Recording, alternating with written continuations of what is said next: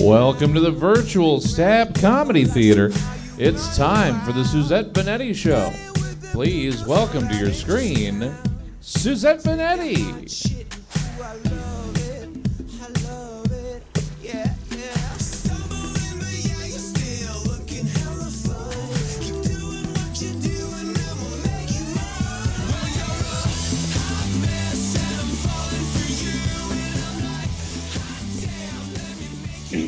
Hi everybody, it's 5:03 on February 14th, Valentine's Day. So if you were going to try to ask me out on a date before today, you're late. Sorry.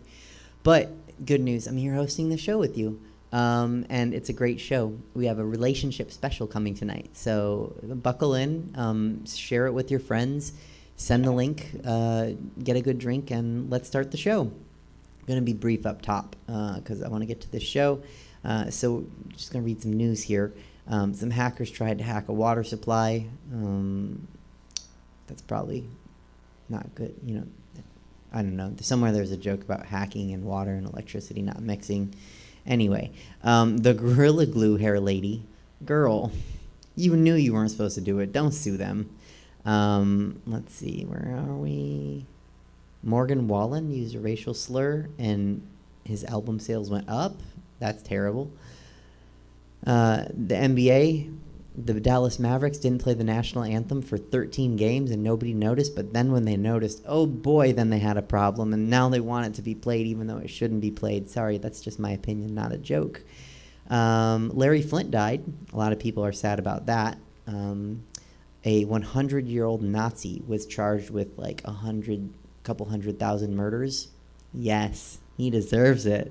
Take those murder charges. And then a condom was found in the wallet in Antarctica where a man lost his wallet in 1946. But the condom was still good. So, wallets and condoms, they work. Okay, actually they don't. Don't do that. They don't work because the body heat. Again, no jokes today. We're just going to get going with the show. So joining me is going to be one of my favorite people, one of my favorite contributors. He always has the tea steeping on the stove, and then I come with the cup and I say, "What's the tea?" And then he tells me the tea. I hope you guys are ready. We're going to welcome to the show. Sorry, long day, couple drinks. We're going to welcome to the show my good friend Clifton Ellison. Hey, Suzette, how you doing? I'm all right. How are you? You know, we are sticking together like Gorilla Glue.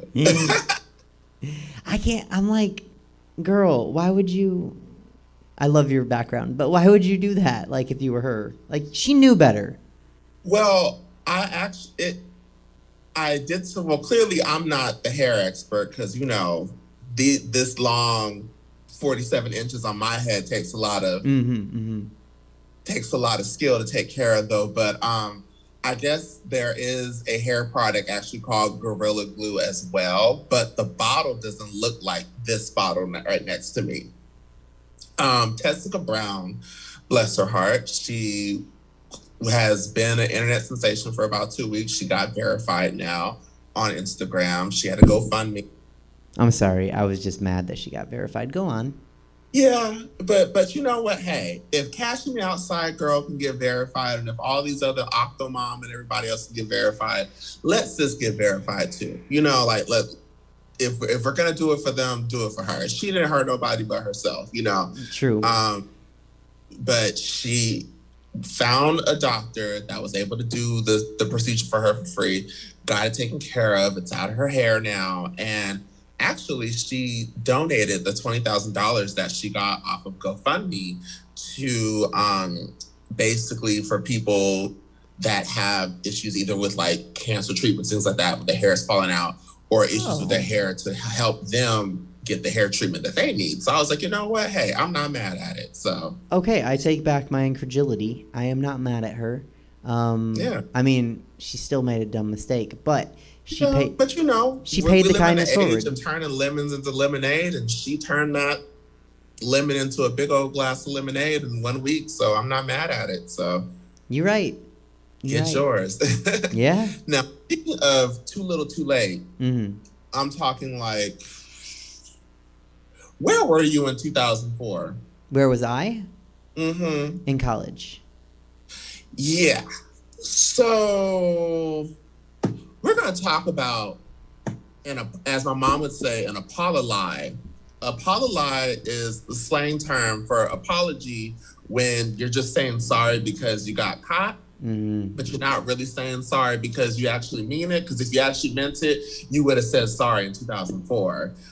Not trying to plug Ruben Studdard's song, I'm sorry, 2004. I'm talking about Mr. Justin Timberlake with that half-assed iOS press release apology because the Britney fans are coming for him on Instagram for comments that he kind of got away with about how many years ago was that now? 17 years ago? With the titty was 17 years ago, but the breakup with Britney, God, that was 19 years ago. So you mean to tell me that your ass done profited off of making 2 songs, dogging this girl out and everything like that, and then you single-handedly ruined Janet Jackson's career? Don't apologize to her. You apologize to the NFL and all them. And then it takes the Britney Spears documentary for you to finally open up your phone or have your agent open up the phone and type that whole apology, lumping them both together. Granted, and I'm a big Britney fan, but granted, her issues are more of a bigger thing than just Justin. But Janet, you ruined her career for 6 years, and it took Janet's brother dying in 2009 for her videos to get played on MTV again. For her, because remember there was a period of time when her stuff was not getting played on the radio because Le Moonves, who is actually, he got let go from CBS, but he's married to Julie Chen from Big Brother, which was a big old controversy with him because of whole sexual harassment and everything else like that. But that's a whole nother episode because that cup of tea it's too big and too hot to spill right now with that. But yeah, he blacklisted her off of the radio stations. You wouldn't see her on anything. It was bad. And to watch somebody go through all that and you just gonna do a little Instagram apology 17 years later? I'm gonna need a little bit more from you, but hey, I'm just happy you finally acknowledged it. What are your thoughts on it? I'm sorry, I was stuck wondering if you meant the pun that he single-handedly ruined Janet's career. Oh, yeah, That's all. I mean, I was listening. It came out of my mouth, and I didn't realize it until I said it. But yeah, I was listening to everything you said, but I kept going back to that, and I was like, "Did he mean that?" Because that's funny. Because you're funny, so I was like, "Oh, he might have." I think it's a tough situation. It's obviously it's easier to be a guy in the world than it is to be a woman. It is, and anyone that doesn't believe that is a Trump supporter, or about as smart as a Trump supporter. So I think, did he profit off of her? Yes, absolutely. Could he have done more along the way? Yes and no. You know what? I actually am going to say this is a great episode for you to ask me that question because, as you know, today is the relationship special. So I will ask our in-house relationship experts what they think about that. Because if you break up with someone, right, where is your obligation to step up and defend them? Because there's bitter feelings, right? So he felt bitter about, whose fault was it? I don't know, but the thing about it is when we break up, we may talk shit to our friends. We may post the stupid thing on Facebook because, I got out of a 6-year relationship last year and it was just time. It was just time. It wasn't anything nasty or anything like that. Sometimes some shit just don't work out. But I'm not going to go on the internet blasting him or go on radio interviews blasting him and saying all types of disrespectful things and also too, it shows how men can get away with things, because basically he literally went on multiple radio stations talking about her giving him fellatio and things like that and joking about it. And I look back at it now with 2021 vision, 35-year-old me, as opposed to back then I was fighting with the girls on TRL over Britney and Christina and just like, teenage fandom. But you look back at it now with adult eyes, you're just like, that was very low of you. Very, very low of you. And it just shows like our culture as a whole of how we will villainize and victimize women, but then prop the men up like, hey, you're the man. Here you go. Here's your multiple hit singles bashing this girl, and then here's your tours, and here's everything else. But then we're basically treating her like she's the high school scallywag. Like it was just so much. But karma don't come today. Karma may not come tomorrow, though. But do you remember his last album? Exactly. Wasn't it something about being in a forest or? Yeah, it was. No. Mm-mm. Yeah. No. You know what? Now he has a chance to really. He looks stupid, right? So he has a chance to kind of control this, and he can do something now to help her and shed light on her situation and help people understand, what she's been. I don't know exactly what he knows. Her situation is so complex, and I'm a huge fan of both the ladies, but the Britney situation, it's weird because even I feel weird talking about it because we all don't know. Mm-hmm. It's so many layers of factors and everything else. Like, I didn't even know what a conservatorship was until I saw her in it, and I was just like, whoa. But that part is just like, and then all the hearsay and the conspiracies, everything like that. I just want her to just be happy and be free and be able to tell her own story, because even if you don't believe it or not, it still speaks volumes that she's not allowed to tell us herself, regardless of what it is. And so, absolutely, I think it's wild, and I think eventually she'll be able to talk for herself. But you're right, it is like a really weird layered onion of like stage dadship. Greedy. And then Janet, I think she's gonna be all right though. But Mr. Timberlake, baby boy, you got some explaining to do. You got a lot of kissing ass and apologizing to do. But that shit, that little on the notes pad shit on Instagram, no, that's something that you do if you fucked up on Thursday and you posted on Saturday. But it's been about 17 years and you done did a whole lot. Do we?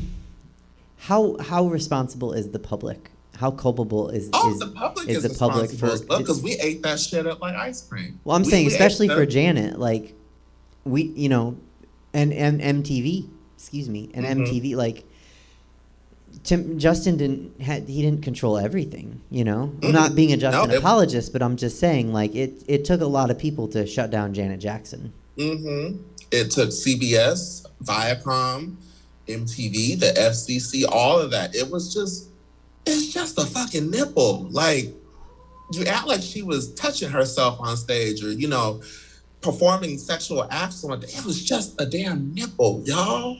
I see worse on Instagram every day. Like, no, we just had worse in the White House, so. Girl. But I would say this, doesn't it feel good to be able to just talk about celebrity gossip without having that dread of opening up Twitter and seeing some fuck shit happening from the White House? Yes, it's lovely. It is just lovely. I know they got a lot of work to do. They got a lot of cleaning up to do, but it is just nice to just be able to go to sleep and not worry about it. Like you have like faith, like, okay, they're working on it. We about to get up out of here. we'll be all back to kikiing and having full dance floors and drag shows and everything else. And we'll get there. But it is just a wonderful feeling. But have you been keeping up with the Mandalorian drama? Oh, with Gina Carano?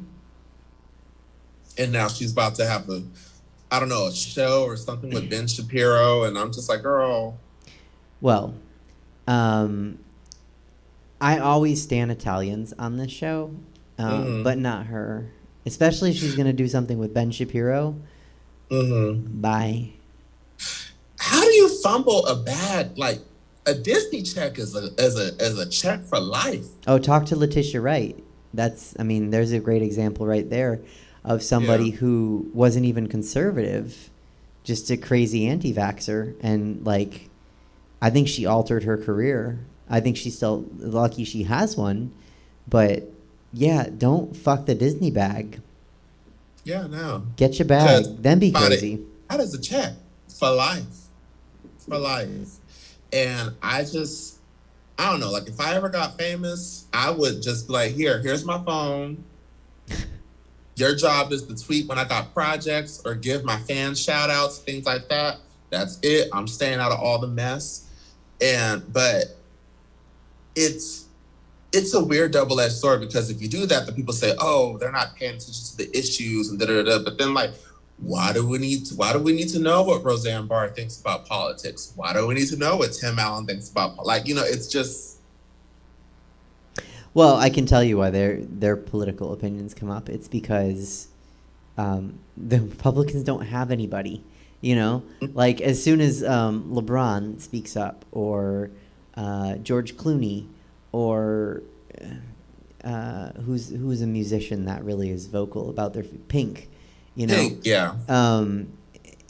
Anytime any one of those celebrities speaks up, Republicans, conservatives, whatever they are nowadays, they look for somebody equivalent. And unfortunately, the equivalent to George Clooney is Tim Allen. They don't have anybody better. And the equivalent to Pink is, the 73rd regional flute band from West Kentucky. Like, they don't have.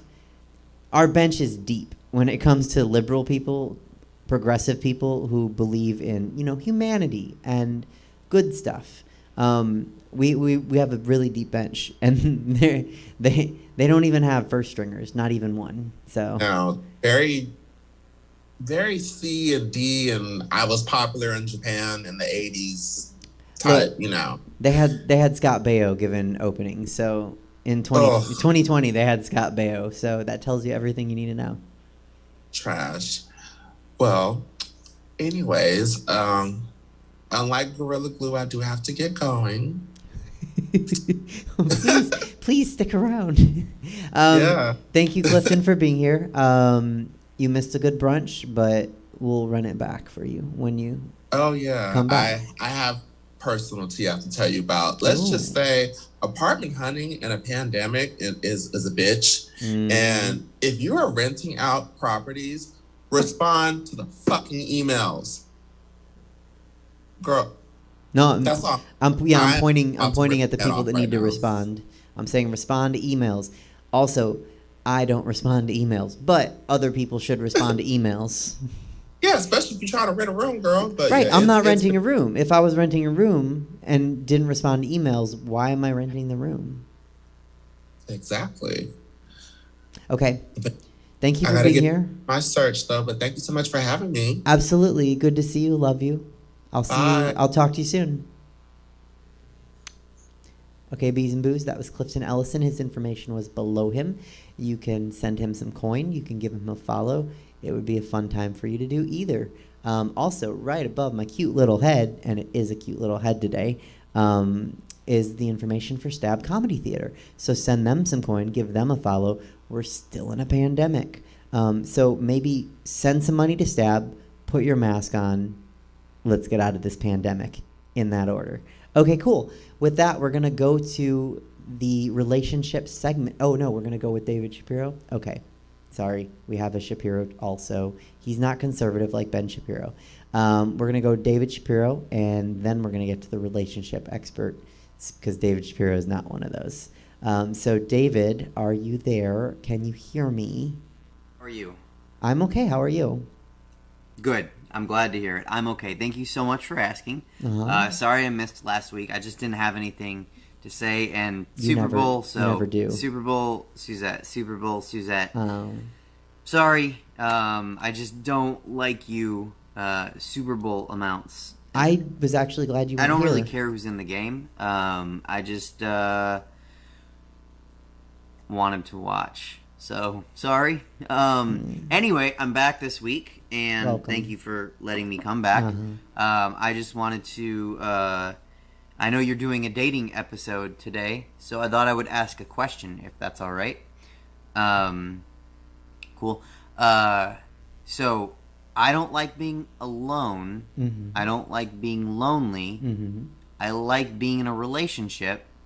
I think I'm happier when I'm with somebody, supporting somebody, somebody's supporting me. That's sort of like I'm, I like being in a relationship, right? Mm-hmm. I don't like being alone. But But here's the thing. I don't want to date. So that's my question. I don't want to be alone, but I don't want to date. And the reason is, in case it matters, I suck at dating. I think I'm a good boyfriend or husband. I think my ex-girlfriends and ex-wife would disagree. They would. But I think I'm decent, good. So, yeah. Anyway, but I don't think I'm good at, dating. The whole, we talked about my red flags, right? So I don't think that's gonna... I don't know how to do that. How do you get to a relationship with... And, I mean, to be fair, right? Because people are going to be like, this is a dumb question. Of course you have to date to go and be in a relationship. You don't, actually.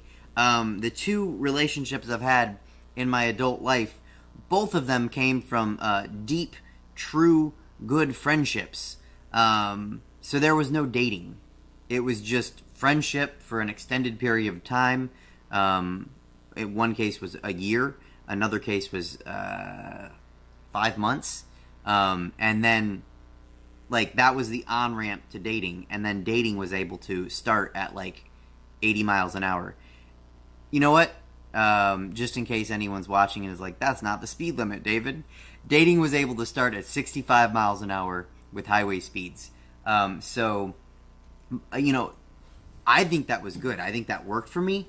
But it also leaves me with a severe lack of dating experience. I've never gone on a date ever, actually. Not with someone who was already my girlfriend or wife. Sure, we've gone on dates, but I've never gone on a date with somebody that I wasn't in a relationship with. And I don't want to say it terrifies me, because I can get through. I'm an actor, right? I've been in way more awkward situations. But I don't want to do it.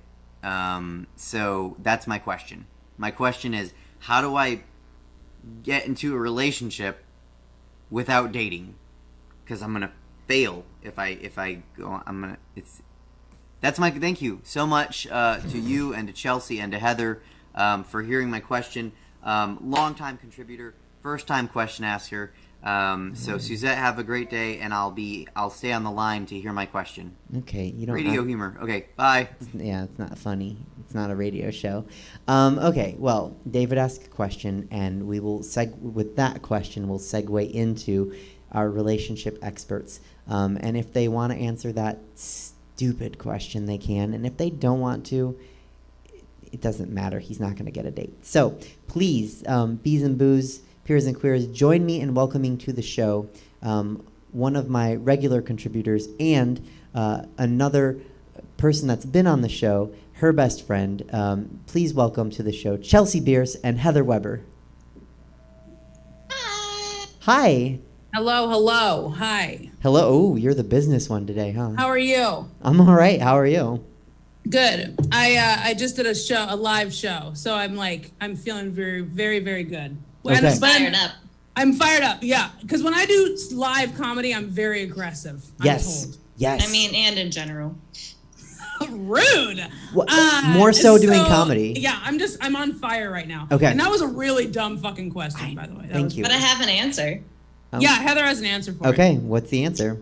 I think he should get a cat. Okay. I will tell him that I think he is a cat because, like, he's just a moody, whiny crybaby, and that's what I think of cats. But That's a cat. yeah, Yeah. pass that along and maybe give him a saucer of milk, which I know you're not supposed to give to cats, but if he chokes, I wouldn't mind. There Fair you enough. go. Mhm. Does he get a litter box? Oh, look, I don't like him enough to care. If he, like, that's his business. I mean, you don't want shit everywhere, though. Yeah, well, I don't live with him. Okay. Welcome to the show, ladies. Thank you so much for joining me on Valentine's Day. Thanks for having us. course. Absolutely. Do you have an answer to Clifton's question, by the way? Where's the boundary of, like, standing up for an ex if you're still bitter with the ex? I mean, if you're still bitter with him, then fuck him. Even if it's gonna, I think it depends also how the relationship was, how it ended. Yeah. You know, like if it ended and it was hostile, you know, like then standing up for that person is probably low on the priority list. But I feel like if you guys were, you know, adults about it, you guys left on good terms, you know, I wish you well, you know, like we're good people, we just don't fit well together. Yeah. Then great. If you know, someone fucks with you, then I will stand by you for sure because I still see you in a good light, you know, it's just that we didn't fit. You know what I mean? Yeah. Okay. That's a mature thing. Yeah. You're a mature person. If only Justin Timberlake was. That's a comparison I never heard. Yeah, I've never heard that comparison. Oh, really? I think every time I hear his songs, I think Chelsea. Okay, all right. Which songs? No, I don't know if I want to know this. I don't know. I just want to see which one she says. I was like, this is a fun thread. Let's pull it and see where it goes. No, the sweater is unraveled. Next question. That's Weezer, ma'am. Okay. Next question is from Katana Ray. She's a drag queen. She was here last week. Her question is a great one. Okay. If you're a performer and you're dating somebody, how should you feel? And I'll phrase this the other way. I mean, I don't need to for you, Heather, but I'll. So if there's a performer and they're dating someone, and the performer after the show is meeting people, just random people that walk up and say like, "Oh, you perform great. You were so funny," or you know, in David Shapiro's case, "Oh, you were in the show too." How does the partner of the performer, how should they feel if they're not introduced to those random people? Obviously, I'm biased. Okay, first, we need to preface something here very quickly. 'Kay. Okay? If you cannot date someone who is an entertainer or a performer in any sense of the word if you have jealousy issues. If you are not secure in yourself, if you do not have self-worth or a strong self-esteem and you have jealousy issues to any degree, sit this one out. Like you go date like an attorney or like a tax person, a dentist, people who aren't in the public eye. Because that's the base, like the base of performing in any sense of the word. You're going to be dealing with the general public. Yeah. And if your partner is not okay with that, there's going to be issues from the fucking get. Mm-hmm.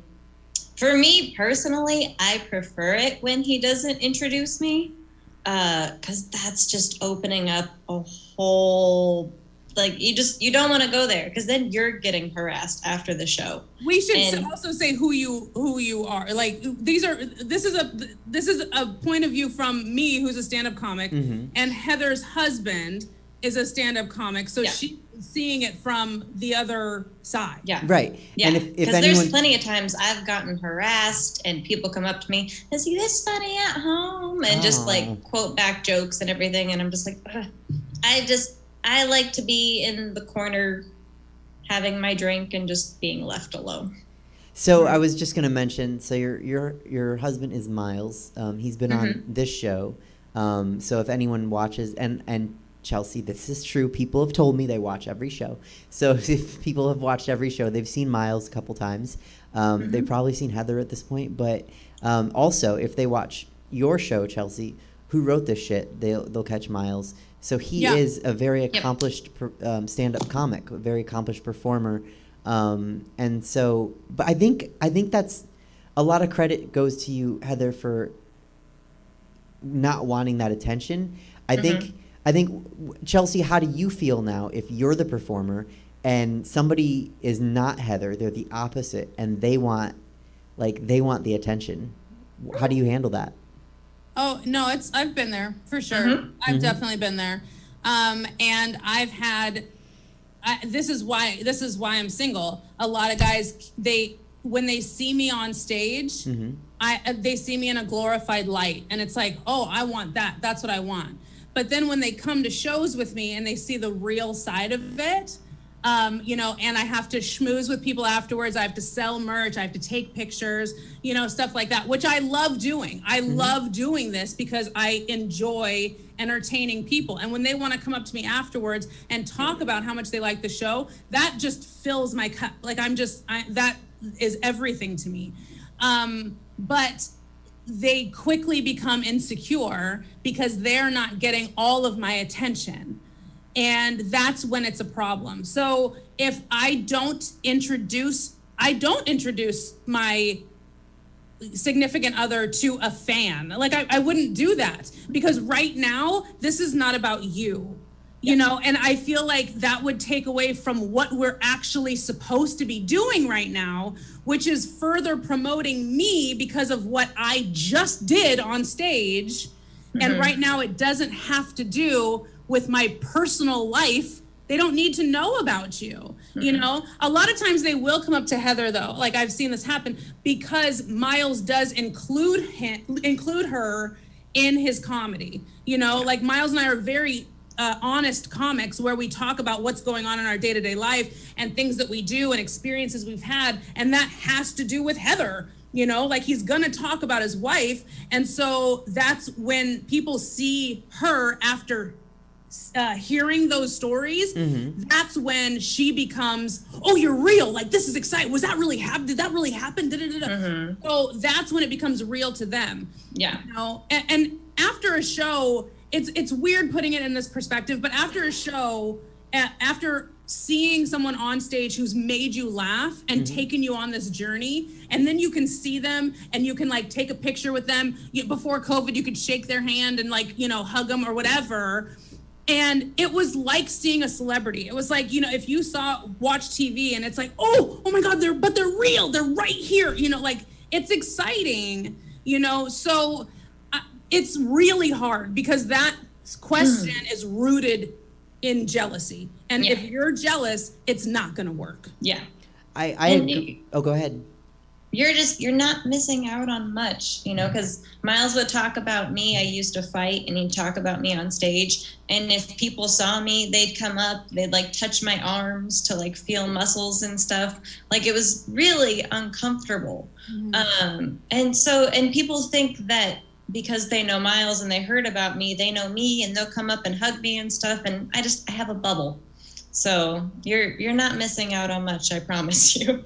Right. Yeah. And it needs to be one of those things where if you are the significant other, just bask in this, like take a step back, let them be on this pedestal right now, because if you show them how supportive you are like that, that's just going to strengthen the relationship that you two have. That's it's going to show them that you are being supportive. You're not being pushy. You're not being needy. You're not being just like, don't do that. Take this time to take pictures of your significant other giving an autograph. Take a picture of that. That's something that I would love to, if my significant other was like, I'm really proud of you. You sold a lot of stuff, or something. That to me is more important than this fucking Sally from Tennessee knowing what your fucking name is. Like, she doesn't need to know that. And I want to echo what you said earlier, because I'm the same as you. I love meeting Sally from Tennessee. Like it is a necessity to what we do as performers. Right, of course. We want to meet these people, but we do want some separation as performers between our personal life and our stage life. Even if we talk about our personal life on stage, we still it's like sending a postcard to someone and full on being like, now come to my house for an orgy. Like, we want some there's middle ground, you know, and we just want that middle ground as performers. Yeah. And I mean, that was the really big stretch, but I understand what you're saying. Yeah. Well, I have been stretching a lot lately, so I was prepared for it. I think obviously I'm biased in this, but I think Heather's right, and I think you're right too, Chelsea. And I would say anyone that's watching and is a performer, if you do meet someone and they're like, talk about me, introduce me, that person is like, they're not wanting to be with you, they're wanting the attention that you get. Mm-hmm. Yeah, and that's a huge red flag for me. And I've had exes who have heard they've wanted me to take jokes out of my set. You know, they're like, "Well, you're with me now. Don't talk about your ex." You know, or that didn't really happen with me, so I don't want you talking about it on stage. You know, or and I've had all of that happen to me, and it's just that those are red flags. You know, or ones that show up to my show and start drama. Absolutely not. This right now, I understand that this is a bar, but this is my place of work. So don't start shit with me here, you know, and because you're jealous and insecure about me doing my job, you know, because this is a job. Is it fun? Yes. Do we get to make people laugh? Yes. Do we get to drink on the job? Yes. But still, real comics are still looking at this as a profession. This is still a job that I have to do.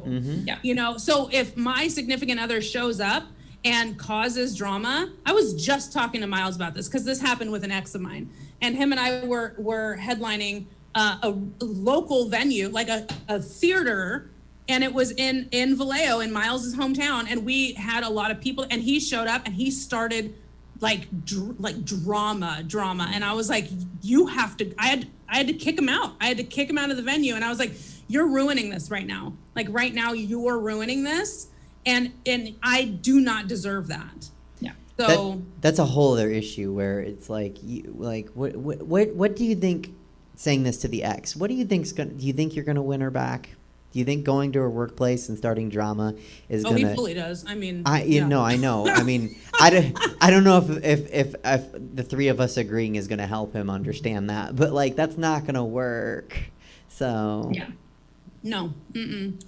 So I would just say, you know, check your jealousy if you're dating someone, you know, because the significant other thing, you know, unless it's part of your shtick, you know... Like if Miles was a magician and Heather was his assistant, yes, then you can introduce your significant other because she was part of the act. She was part of the show, you know? And so it's like, that's where the line can be drawn. But it's like when it's a solo performance, I'm just doing stand-up comedy, you know, just you need to understand to take a step back. You know, when I'm packing up my shit and we're walking to the car, that's when we can be all lovey-dovey. But right now, I need to stand on my own, you know? Yeah, and being... And just, I mean, we've made this point already, but just clarification. Being in the jokes is not being part of the act. You are not a performer on stage, so. Yep, exactly, yeah. Yeah. And also, I'm so sorry, Heather, that random strangers are coming up to you and touching you. I don't know who needs to hear this. Obviously, a lot of people need to hear a lot of things, starting with wash your fucking hands. But don't touch people. People have done weird shit. He used to do a bit years ago about me being in like the fitness industry, and I would have us weigh our food. And I will never forget, we were at this show and I was eating, and at the end of the show, somebody came up and picked up my plate, and they were like, "Do you know how much your food weighs?" And I was like, "What is wrong with you? No, you can't just do that to a person." So yeah, people are crazy. That's disgusting. No, I mean, I get a lot of it at comedy shows and at drag shows, people just coming up and touching me. And it's like, what are you doing? I'm a person. Don't touch me unless I said it was okay. And you can ask, you can say, "Hey, can I give you a hug? Can I feel your muscle? Can I, you know, can I look at your shoes? Whatever. I get that one. But like, just ask. Okay, that's not a relation. I just felt we needed to make that point because that's egregious is a good word. Okay, let's talk about being friends with an ex. Now, obviously, if that ex is coming to your workplace and you're a comedian and they're starting drama, that's not going to be a good way to be friends with your ex.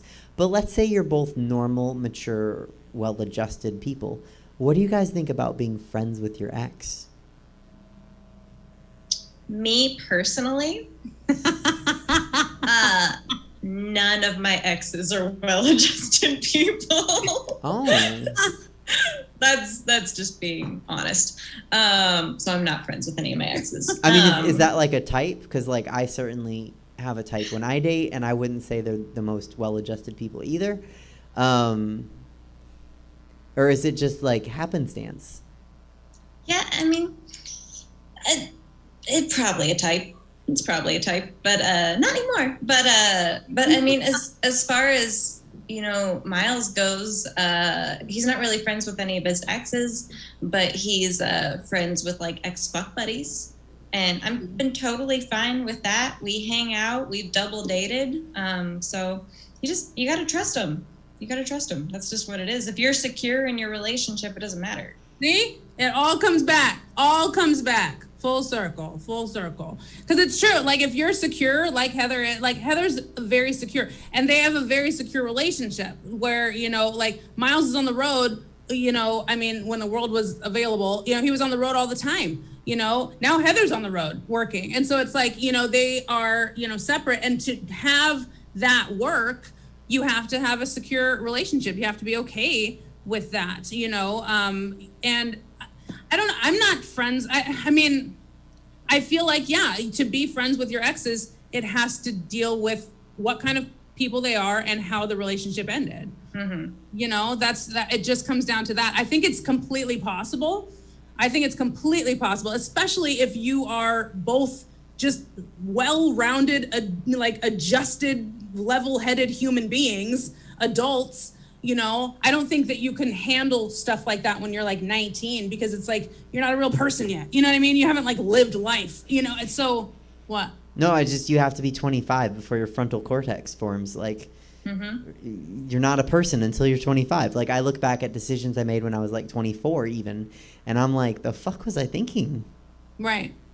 Sorry, I was just really agreeing. So, no, I just think when you're older, when you've experienced life, when you have a clearer idea of like what it is that you want your life to look like and, be about, that's when you can, like, if I had an ex right now and we were cool, like it was just one of those things where we didn't fit, I have no problem being friends with my exes at all. But when they're not well-adjusted people, it's like, you know what, we need to end this, and you need to actually be deleted from my life. Like, just for my own psyche. Get out. Okay, so contingent on them being a normal, mature person, you can be friends with your exes, even your ex-fuck buddies. Just be normal about it. Yeah. And I think it just comes down to the ex or whoever it is, as long as they respect the new person you're with. I think that's a huge part of it, because it's you have to be mature, but they have to respect it too. Because going back to the friend that Miles is still friends with, like she reached out to me, we were super cool, and we just like hit it off right away. So she let me know where she was coming from, so I knew she wasn't just trying to invade the space. So she was super respectful from the get. Now, that's good. Yeah. What if in this situation Miles was like, I don't want you to meet Heather to the ex? I mean, that's a red flag in itself, but I mean, that's huge. Miles introduced us. I think like she was looking for a trainer or something. Oh, that's cool. And so he put us into contact with each other. And right from the get, before we even talked about fitness, she was just like, hey, just so you know, I'm not trying to, do anything. This is just what it is. And I'm like, great, cool. Then we can be cool. And see, what you just said kind of goes back to the first question of, if your partner doesn't want to introduce you to a past flame, that's an issue. You know, like that's a security issue. That's an insecurity issue, excuse me. Yeah. You know what I mean? Like that goes back to the first question of, you know, wanting to introduce your significant other to an audience after a show. It's like, if your current partner, especially if they're like hanging out with them, yeah. Like if they're hanging out with them and then you're like, you know, I'd like to meet them. It's like, no, really, we need to sit down and have a serious discussion. Your partner's the issue then. Absolutely. Yes. Okay. So both issues come down to respect for the other person. I think I sense a theme about respect. Mm-hmm. Okay. It was sung about for a reason. Say that again. It was sung about for a reason. All right. I think, if anyone's watching, by the way, and you have questions, relationship questions, dating questions, write them in. We will try to read them if we can, because this is more fun if people have questions, and I didn't write them all. So come on, viewers, write your questions in. Twitch, YouTube, Facebook, whatever. Okay. Here's another one. We're going to get back to performer partners who are performers, because that's a great place for us to be, the three of us, to talk about. If the performer is on the road, and ironically, you're on the road now, Heather, as Chelsea mentioned, but if the performer is on the road, how can the non-performing partner, and I know a lot of people, like Chelsea goes on the road with Miles, and a lot of people are like, oh, there's no way they're not together on the road. But like, they're not, they're friends. We could have a whole show on just that. Oh no, I think we talked about it on this show for at least 5 minutes. But it's like, so let's say somebody, okay, let me give a scenario for this one. Let's say somebody's new, COVID's over, hopefully, and somebody's new to dating a comic, and the comic is a road comic, and they're going on the road with the comic of the opposite sex, or the same sex if they're into the same sex. They're going on the road with someone that the partner is worried they might be interested in. What's a good way for the non-performing partner to deal with that? You got to have your own stuff. I mean, that's what it comes down to, you know, whether it's a job, hobby, friends, all the above. Your partner can't be it, because if your partner is it, you're going to feel empty as hell when they leave. So, I mean, you have to have your own stuff. That's the biggest thing. Yeah.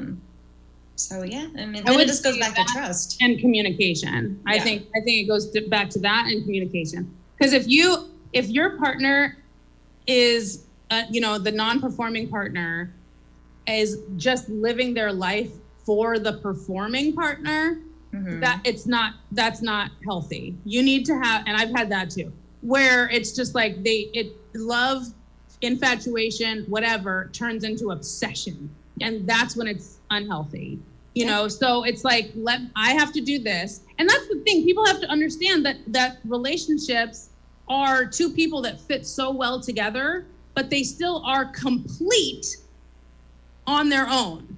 Like they need to be whole people standing alone, but they just mesh well together. You know, like you can't seek out a partner who's going to quote unquote complete you.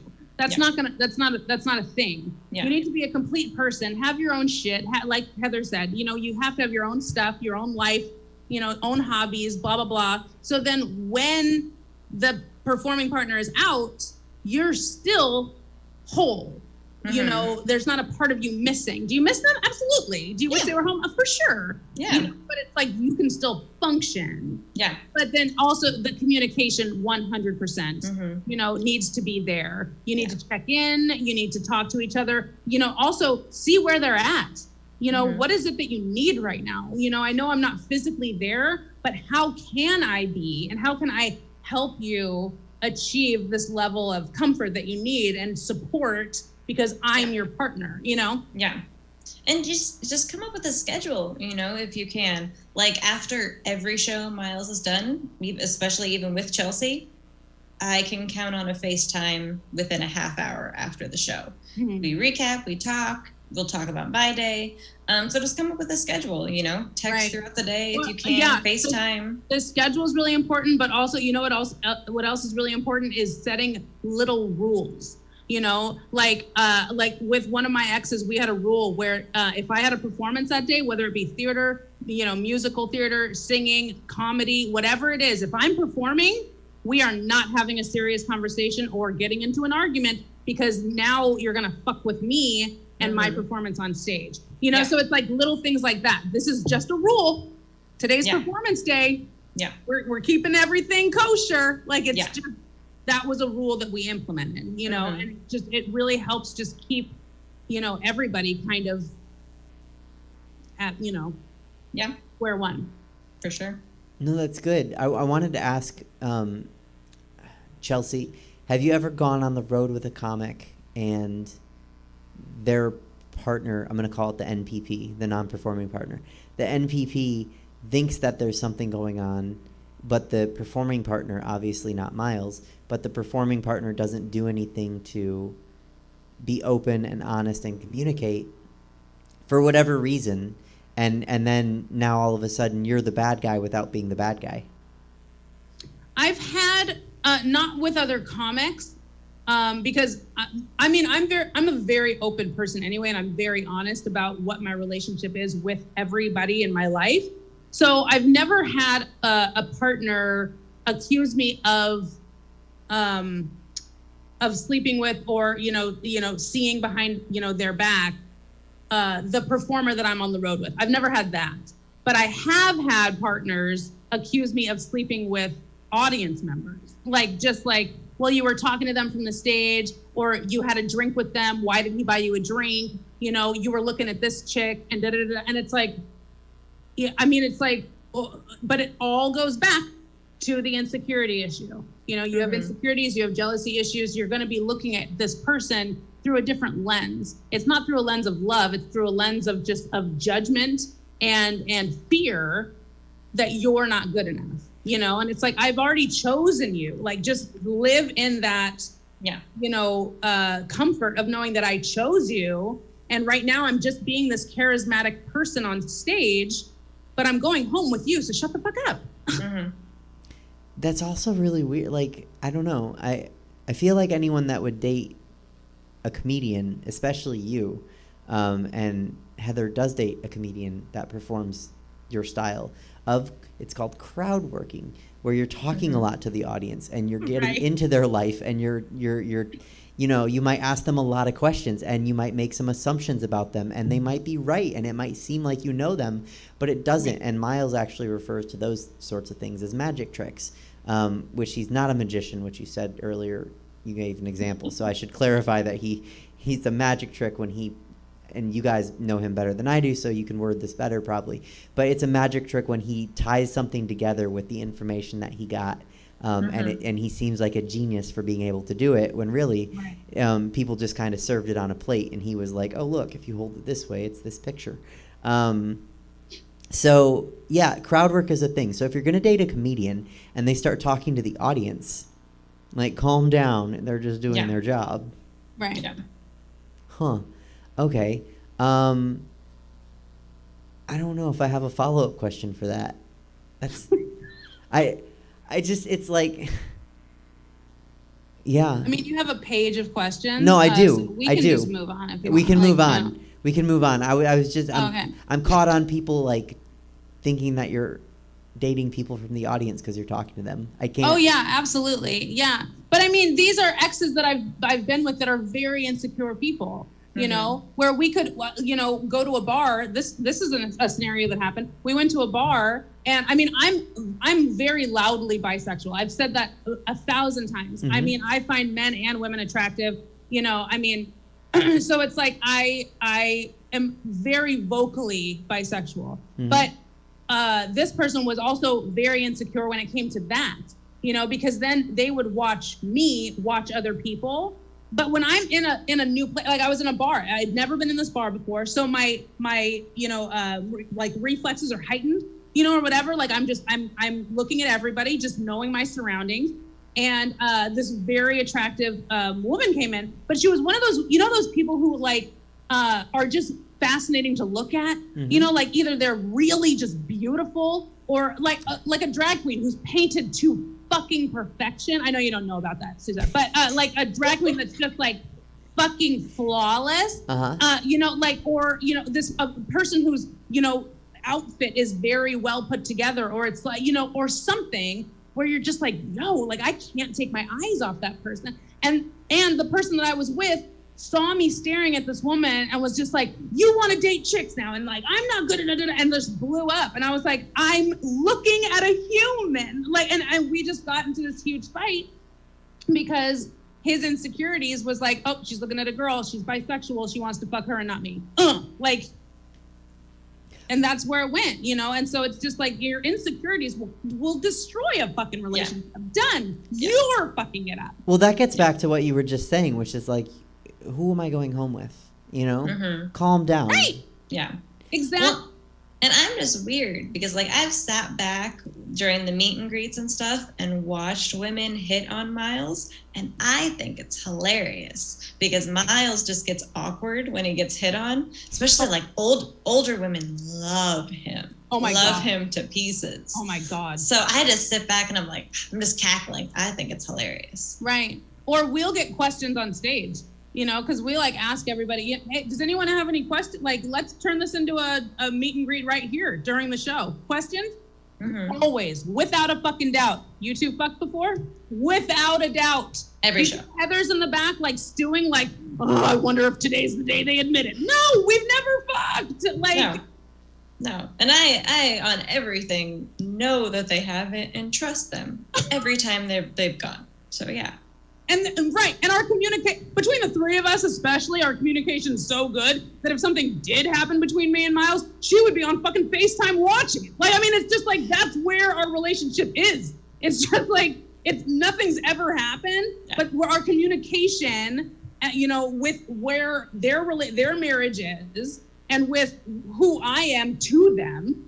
I mean, I'm both of their best friends. And so it's like, I would know if something was, you know, going to go down, but I would make sure for fuck's sake, she would know too. Yeah. Like, hey, by the way, after 5 years, I'm looking at Miles through a different light. First of all, that's not going to fucking happen. But if it did, I would fucking tell him. I mean. Well, and I could read them both like a book. So there's no way in hell they could keep that a secret. I have a really good poker face. I'm not sure what you're fucking talking about. But it comes down to communication, trust, the same kind of trust that, you know, and that's the theme all the way through is communication and trust. Right. And if you can't handle that, if you're an insecure person, a jealous person, if you need the spotlight, then that's something you need to work on, and it's not your partner's fault. Now, this isn't one of the written questions. I hope it's okay. I am going to riff myself here. But, you know, we've talked about types. Now, what if I'm attracted to people who might be neurotic and jealous, or anyone watching? What? You're attracted to someone who's neurotic and jealous? No, I mean, but what if I was? Is that a trait that people look for as a strength? No, not at all. But you don't really pick what your type is, right? I'm just gonna say don't. Like, if that's what you're attracted to, just don't. Okay, well, that's a good question. I go back to getting a cat. If that's your type, just get a cat. No, but okay, so you mentioned that it might have been your type that you had dated previously, but then you were able to break type and date Miles. So how do you do that? How do you break type? Ask your friends what they think of them. Oh, God. Beware. Because they will be brutally fucking honest with you. Well, not everyone's friends are your friends. I mean, of course, your friends. You know Heather's. You can contact her. Oh no, I will. I will, and I have, and I will again. I'm just talking about the fact that Heather and Miles know what is it? You know where she's getting married and how she's getting married, right? I know how they're gonna propose. That's what I was referencing. Yeah, no, I need my own little private session after the show.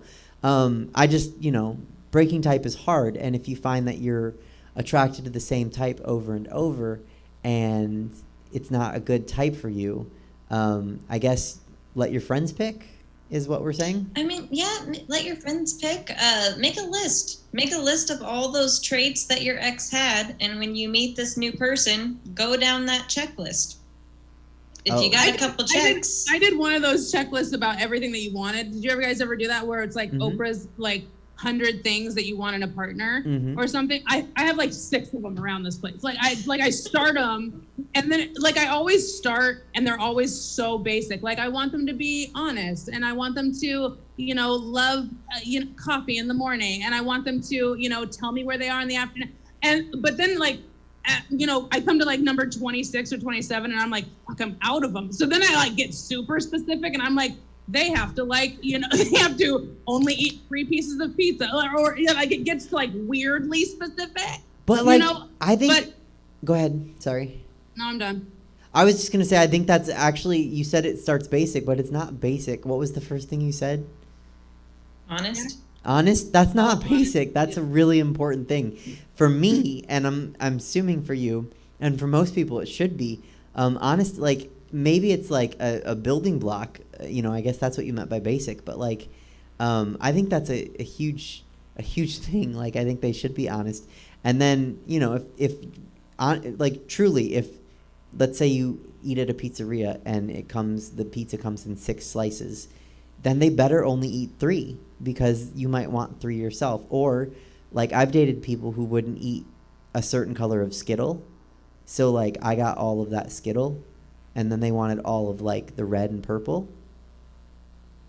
So like I'm just saying like that it comes down to like that's super specific, but like, does it work for you? Because if it doesn't, then you should find somebody who doesn't like Skittles at all. But I mean, this all stemmed from you saying, what if I'm attracted to jealousy? Which I, honest to God, don't know. I don't know if that's a trait where people are like, oh my God, like you're super jealous, like let's bone. Like, I don't think that that's a trait that people find attractive. That's one of those traits where I feel like it's a red flag for everybody. I hope that it's a red flag for everybody. Now when you find out that this person does possess this jealousy trait, do you stay?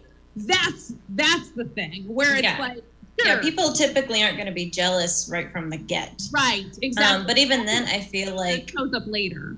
Jealousy and obsession kind of coincide. And so I think people can get really excited about somebody being obsessed with them and kind of brush the jealousy to the side for a while. Oh, I've done that.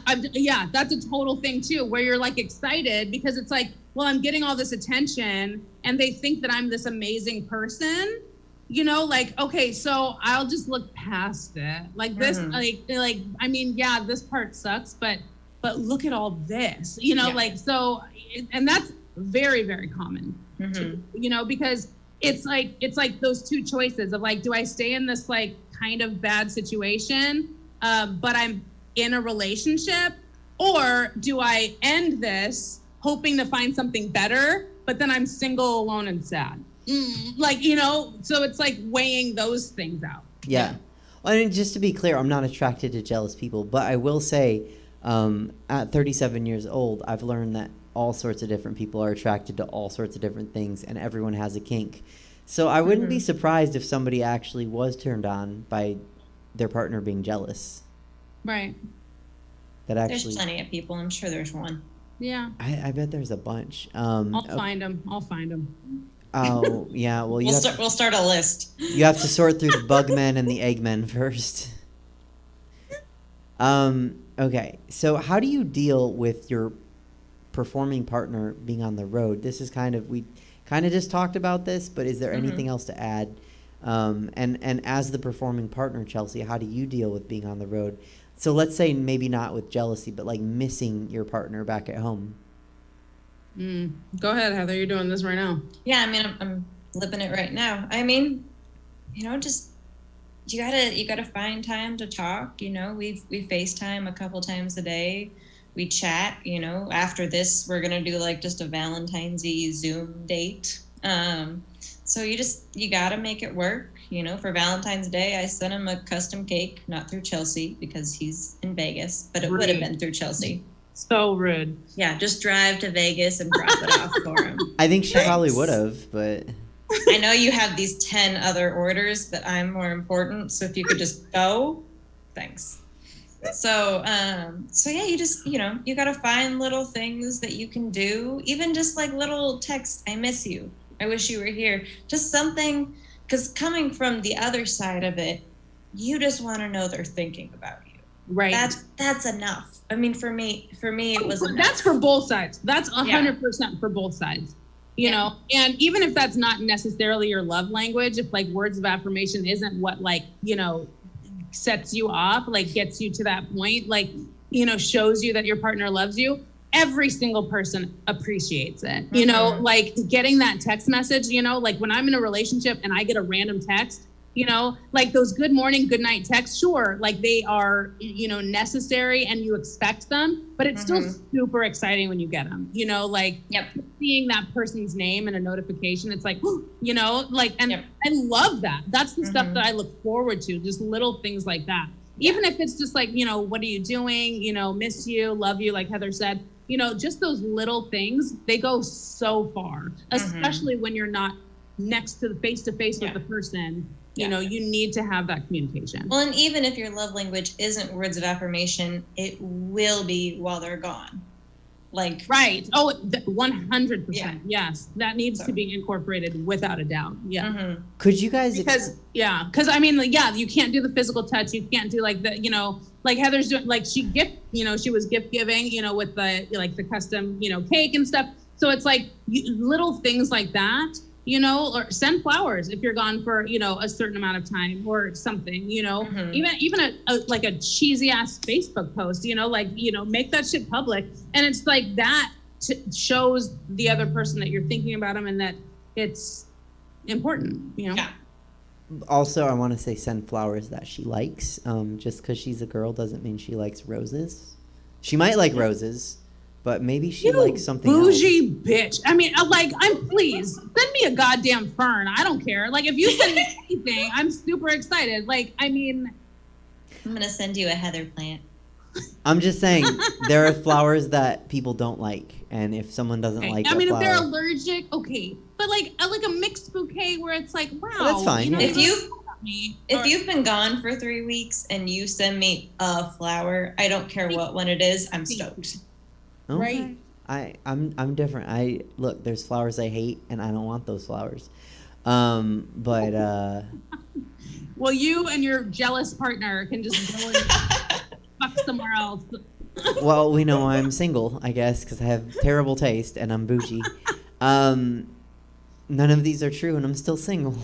Okay, I did give out like 130 Valentines today though, so like, okay. What is the right balance? I like this question. What's the right balance of critique and support for the performing partner? Oh shit. I mean, I think it depends on the performer. Yeah. Some performers are more sensitive than others. Some you can be harsh and upfront with. I think it's the whole rule in any critique. You have to sandwich it: positive, negative, positive. And so I think when you're critiquing your significant other, this is what you did great. This is what you could work on. But this was really great. And so, if you're just sitting there bashing their whole set, you have a bigger issue. But you gotta sandwich it. But it depends on the partner. Miles and I have a very different relationship because I help him write. So my critique a good chunk of the time is on my own joke that I wrote. So it's different. Yeah, you kind of have an ownership of that joke, so you're not criticizing him as much as your own seed that you planted. I don't know, because he took it somewhere else, but you're part of it. I had a follow up. What? I forgot it. I'm sorry. I was lost in your answer. Did you guys have anything else to say about that one? No. Okay, that's fair. Well, okay, here's one that's kind of in that vein. Okay. It's actually the next question. Oh, we segued. What if your performing partner can't make it? Like, obviously, it depends on the person, how you deal with that, and you know that's not your situation, Heather. Or did you date comics before, Miles? Mm-mm. Okay, so That's it. what'd you say? He's it. He's it. Oh, that's how you broke your type. Chelsea, you've dated comics. Yeah. Have Whoops. Have you? Have you dated? It wasn't here in the Bay Area. Let me say that. It was not here in the Bay Area. Okay. Right. Well, you've talked on the show about one of them that you dated. Have you dated any comics that just weren't going to make it? No. No. I mean, he was a very respected comic in New York, and he actually, during his breakup speech to me, which I feel like he rehearsed, he told me that I wasn't gonna make it, that I was not a comic, I was not an actress, I was not a singer, all these things, that I was wasting my time, blah blah blah. Like, he's the one who told me that. So no, I feel like there's a fine line between being honest and coddling and blowing smoke.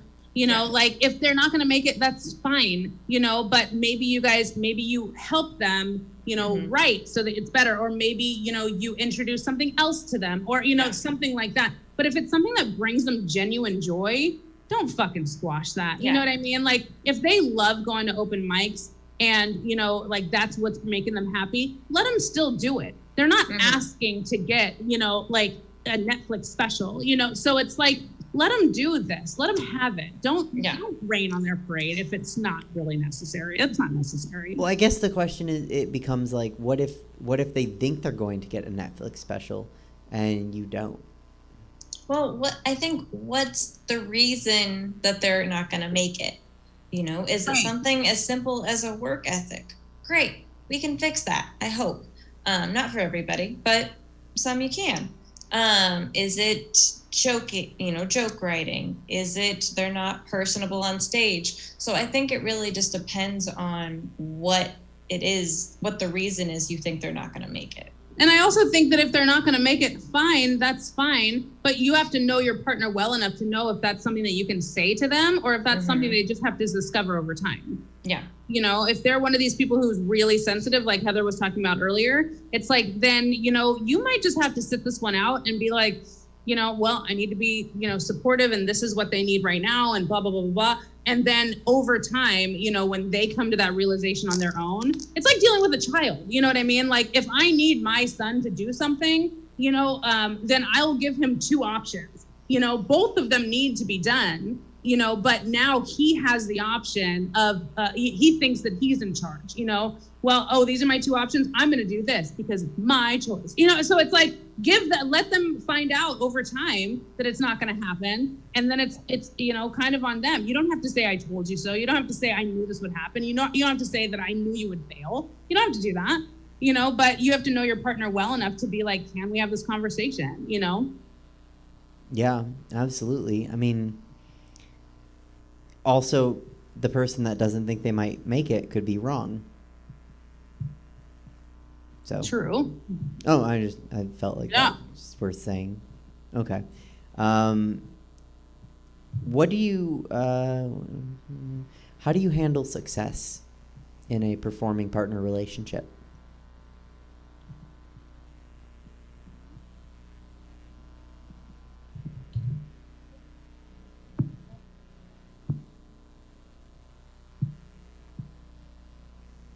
Did you guys hear me? I can hear you. I can't hear Heather. Oh, okay. We lost Heather. Hold on. Heather, talk.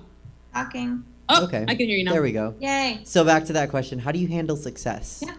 I think it really just comes down to, like, let them take the spotlight, don't let it get to their head, obviously, but, like what Chelsea said earlier, like, this is their time to shine. Let them take it. Keep them humble, obviously. But it's a big deal to them. and as it should be, when Miles got booked for his dry bar special, I was ecstatic for him. When it came out, I was ecstatic for him.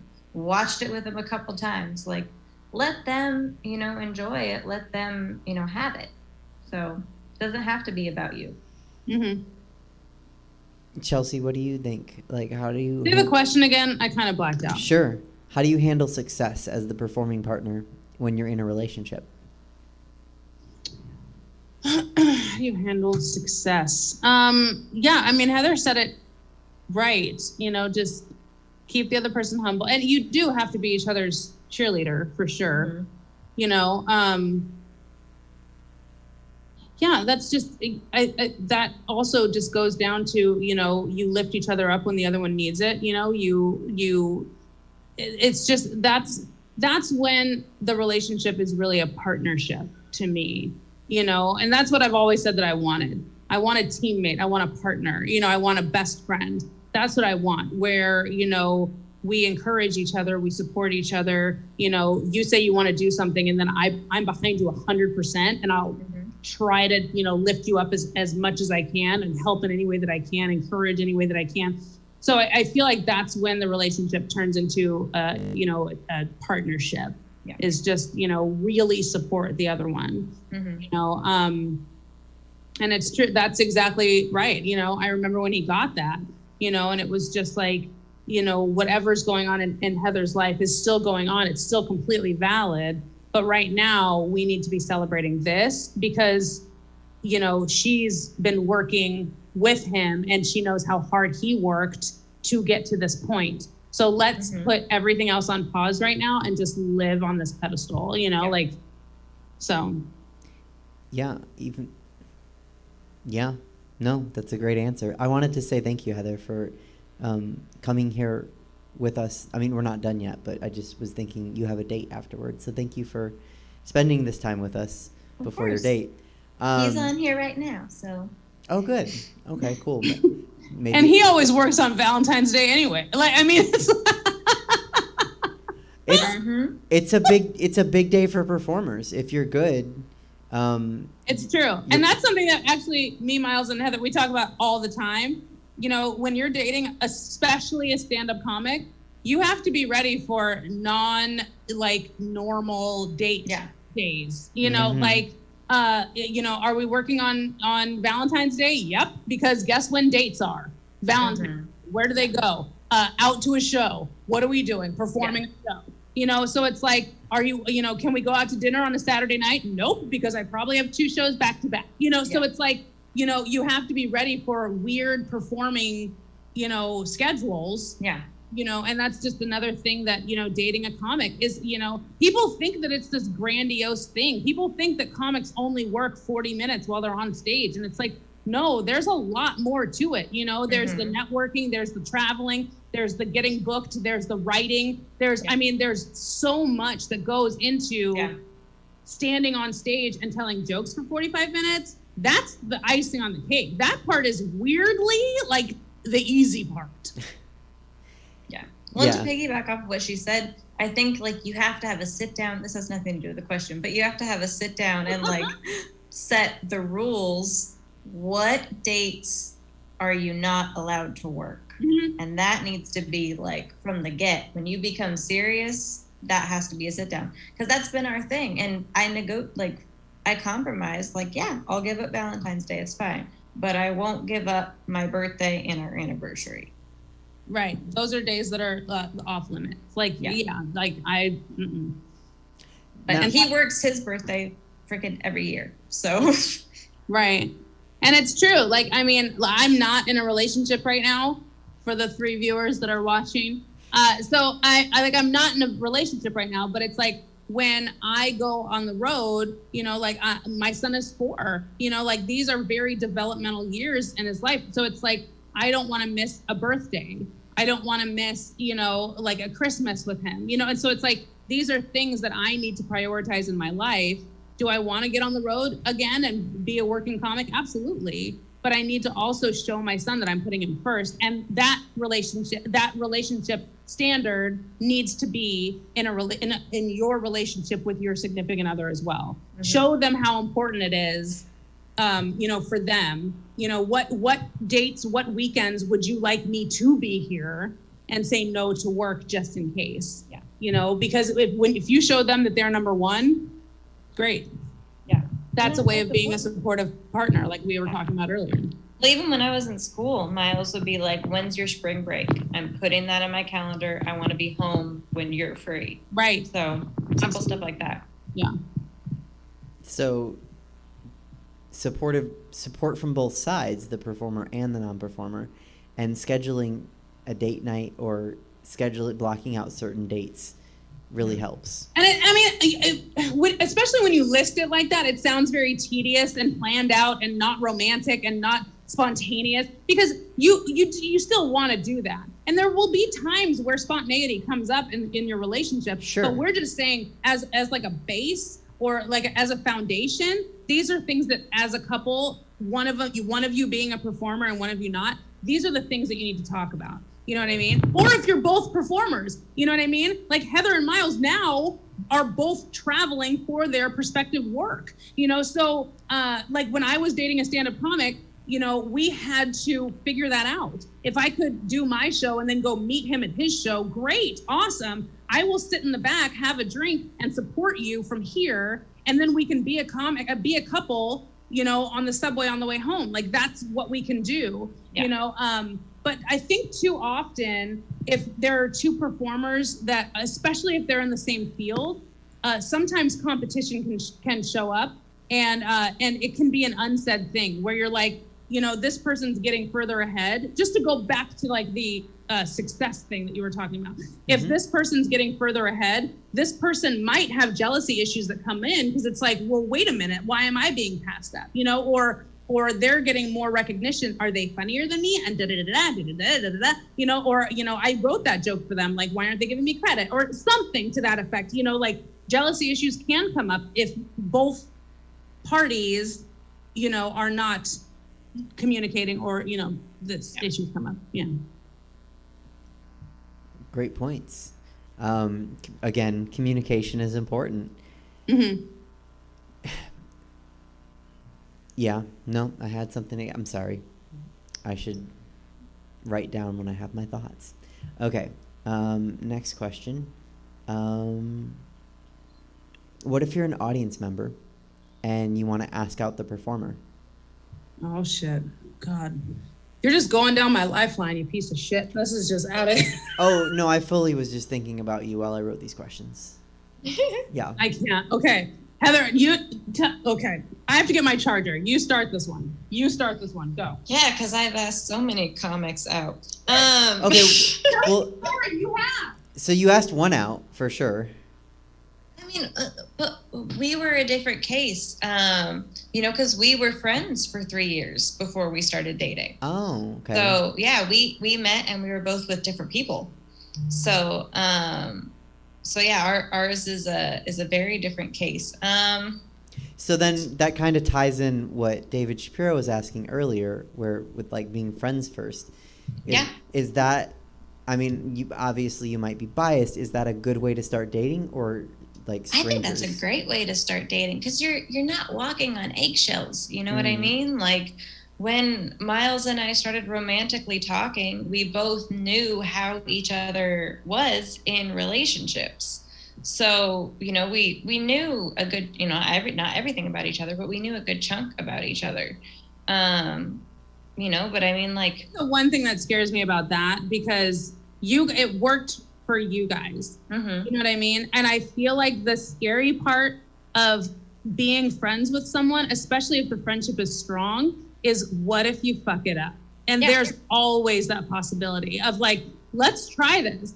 But then if it gets weird and it won't work, there's always that possibility of one of you not being able to go back to this square the way that it was. And that's what's scary, Oh, for sure. Yeah. No, I totally agree. So yeah, I've heard it works for some people. It doesn't work for some people. So but that's just anything.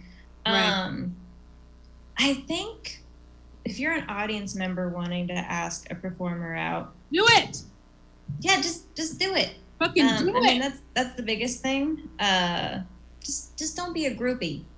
You know, like there's got to be that fine line. You know, or be like come up with some like clever. You know what I mean? Like buy their merch. You know, and then like support them. When you Venmo them, like in the comments, like leave your number. You know, like something like be clever with it. You know, like if someone did that, like done, like marry me. I'll get on my fucking knee. Like let's do it. You know, but I've asked audience members out. I've asked audience. Oh wait, we're not talking about that. We're talking about audience members. Oh God, did I ruin the show? What was the question? Ruin. Done. No, I think just turn it off. Yeah, Jesse's done with me because of you. No, I think that's actually the next question. So if you want to go there, we can totally go there. I think that's it because we're asking from both perspectives. That's why this. I really like you guys as relationship a panel for especially when it comes to dating performers, because we have, as we mentioned at the top, we have the non-performing partner and then we have a performer. So you guys can kind of cover it from both ways. So I guess until we circle back, Chelsea, what if you want to ask out people in the audience as the performer? Oh, I fully have. Yeah. And the thing is that I've had comics tell me that they're impressed that I can flirt so violently with a human being who's sitting in the audience. I mean, it's bad. Like I will flirt with them like crazy, but then when they talk to me one-on-one, I turn into a scared 4-year-old girl. I'm just like, yikes, like I need an adult. Can someone help me? What do I do? Like I wither and die because I get nervous. One-on-one conversations scare me way more than making a room of 200 people laugh, you know? And that's just me, you know? So, but I have asked out, you know, audience members, you know, where I'll see them from the stage, I'll fuck with them from the stage. And then it's like, you know, when they come up to me afterwards, it's like, and hi, you know, like, here's my number, like, let's talk, you know, like, what are you doing after this? You know, like, drop the hints where, you know, I'll ask them out, you know. But yeah, I mean, if someone asked me out at a show, I mean, I would be so flattered. I would be so flattered, you know, but I do come off as, I'm kind of a terrifying person. So I haven't had many people ask me out because they're probably scared they're going to get a little bit, because you just described flirting as violent. Most people don't use that adjective for that. No, it's completely accurate what I said. No, I know, because I know you and I've seen you on stage a lot. Violent is a great adjective for everything you do on stage.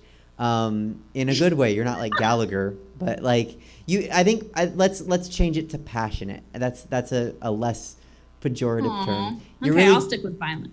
Go. Okay. You're really passionate. I think last week we talked about you being a wave. I can't remember what kind of wave, but basically a wave of demolition coming through. Holy shit! That's awesome. Yeah, that's insanely accurate. Oh, that's how you're listed in my phone.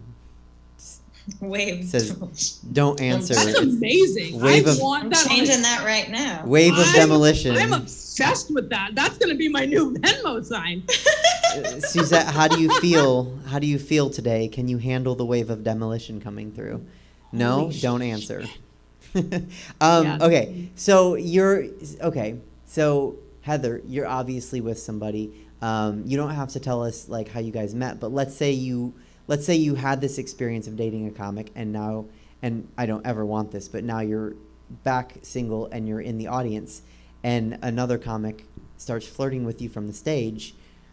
Like, are you like, no, or are you like, talk to me afterward? Like, I mean, I'm probably not the right person to ask, because I'm not. If that were to happen, I'm not dating another comic. Let's make that very clear. Right, exactly, yeah. Okay. I feel like if they, you know, dissolved, I feel like she would kind of be done with comedy clubs. Like, I don't see her really going those. Because she's been to so many, and she's seen it from both sides, and like people know her as this, and so it's like I feel like she would just kind of like that would be, you know, she would just frequent arcades at that point. Like, and I ask too many questions. Like if a guy's, because here's the difference, because it kind of is a double standard. If a guy's the comic hitting on a woman in the audience, I feel like it's perceived differently than when Chelsea's on the stage hitting on a guy in the audience. I can say things on stage that guys could literally never get away with. Yeah 100%. So if I were in the audience, I'd be like, he says this to every chick at the show. Like, I feel like it's just a one every show. So I'm gonna view it differently than if, you know, a woman's hitting on a guy in the audience. Okay. Good answers. Again, I had to follow. I really need to write them down. That's all the prepared questions I have. Did anyone ask any? No? Okay. Well, viewers, you missed out because we have a really great panel for relationship advice. You know so much stuff. I know. I'm gonna take advantage of this. I feel really like uncomfortable and awkward that you're calling me a relationship expert, and I'm not in like. I feel really awkward about it. Okay. But I'm also okay. Let me say this. Let me interrupt you because it's my show now. Let me interrupt you. I do feel like it is harder for me now. I'm 40 years old now, which is still a weird sentence for me to say because I just turned 40. But it's like I feel like now I am so clear with what it is that I want. There's specifics that I want. I have more deal breakers now than I ever have in my life, you know? And so it's like, because of that, it's weird because I feel like you could call it picky, but it's just me knowing what I want. So I need to hold out and wait for this right person. But in a weird way, I feel like as time goes on, I should just like let anyone in. It's just like, bitch, just lower. And I know it just feels very backwards, but I just know what I want now. Like I know that this is a deal breaker. This is a standard now. This, you have to have this. You cannot have this. There's all these standards that I have now. And it's just like, it's just known, you know, and that comes with going through life, you know? So it's like, you know, a relationship expert, sure. Because I've been through so many garbage relationships that it's like, now I just know, checklist, never again, always. Like, that's what I need to do, you know? Yeah, I mean, look, you definitely, in my book, you are, because you're not somebody that's not putting themselves out there. So you're putting yourself out there. You're finding out what doesn't work, unfortunately. But that's not your own fault. I mean, I think we did like 5 weeks in a row where we just talked about the insane situations that happen when you try dating. So, yeah, I mean, I would say expert, because what would an expert be? Somebody who's been in one relationship for 50 years? Yeah, okay, maybe, but then do they know what doesn't work? Because all they know is what works, unless they're on and off for 50 years. So I think that's silly. I did remember what I was going to say. I was just going to riff and point out that Heather would not be that weird non-performing partner that decides like they like dating the comic, so now they're going to like start producing shows because they can't be the comic, so they're just going to be like a weird groupie now and hang around the comedy scene, because that happens. Long-term, Miles wants to run his own club, and I told him like it could kind of be fun, like helping out booking. I wouldn't produce a show, but I'd love to help book. I think that could be fun until I get even more jaded than I am. Okay. Well, I'm just curious, what would you look for in, because that's something I could talk about all day. It's not relationship, but what do you look for when you book a show? I mean, it's kind of, you know, I think it also helps because I've been to so many comedy festivals, so I've heard a lot of panels and stuff. I think the clip you're sending in is a big thing. If it's on your phone, don't. There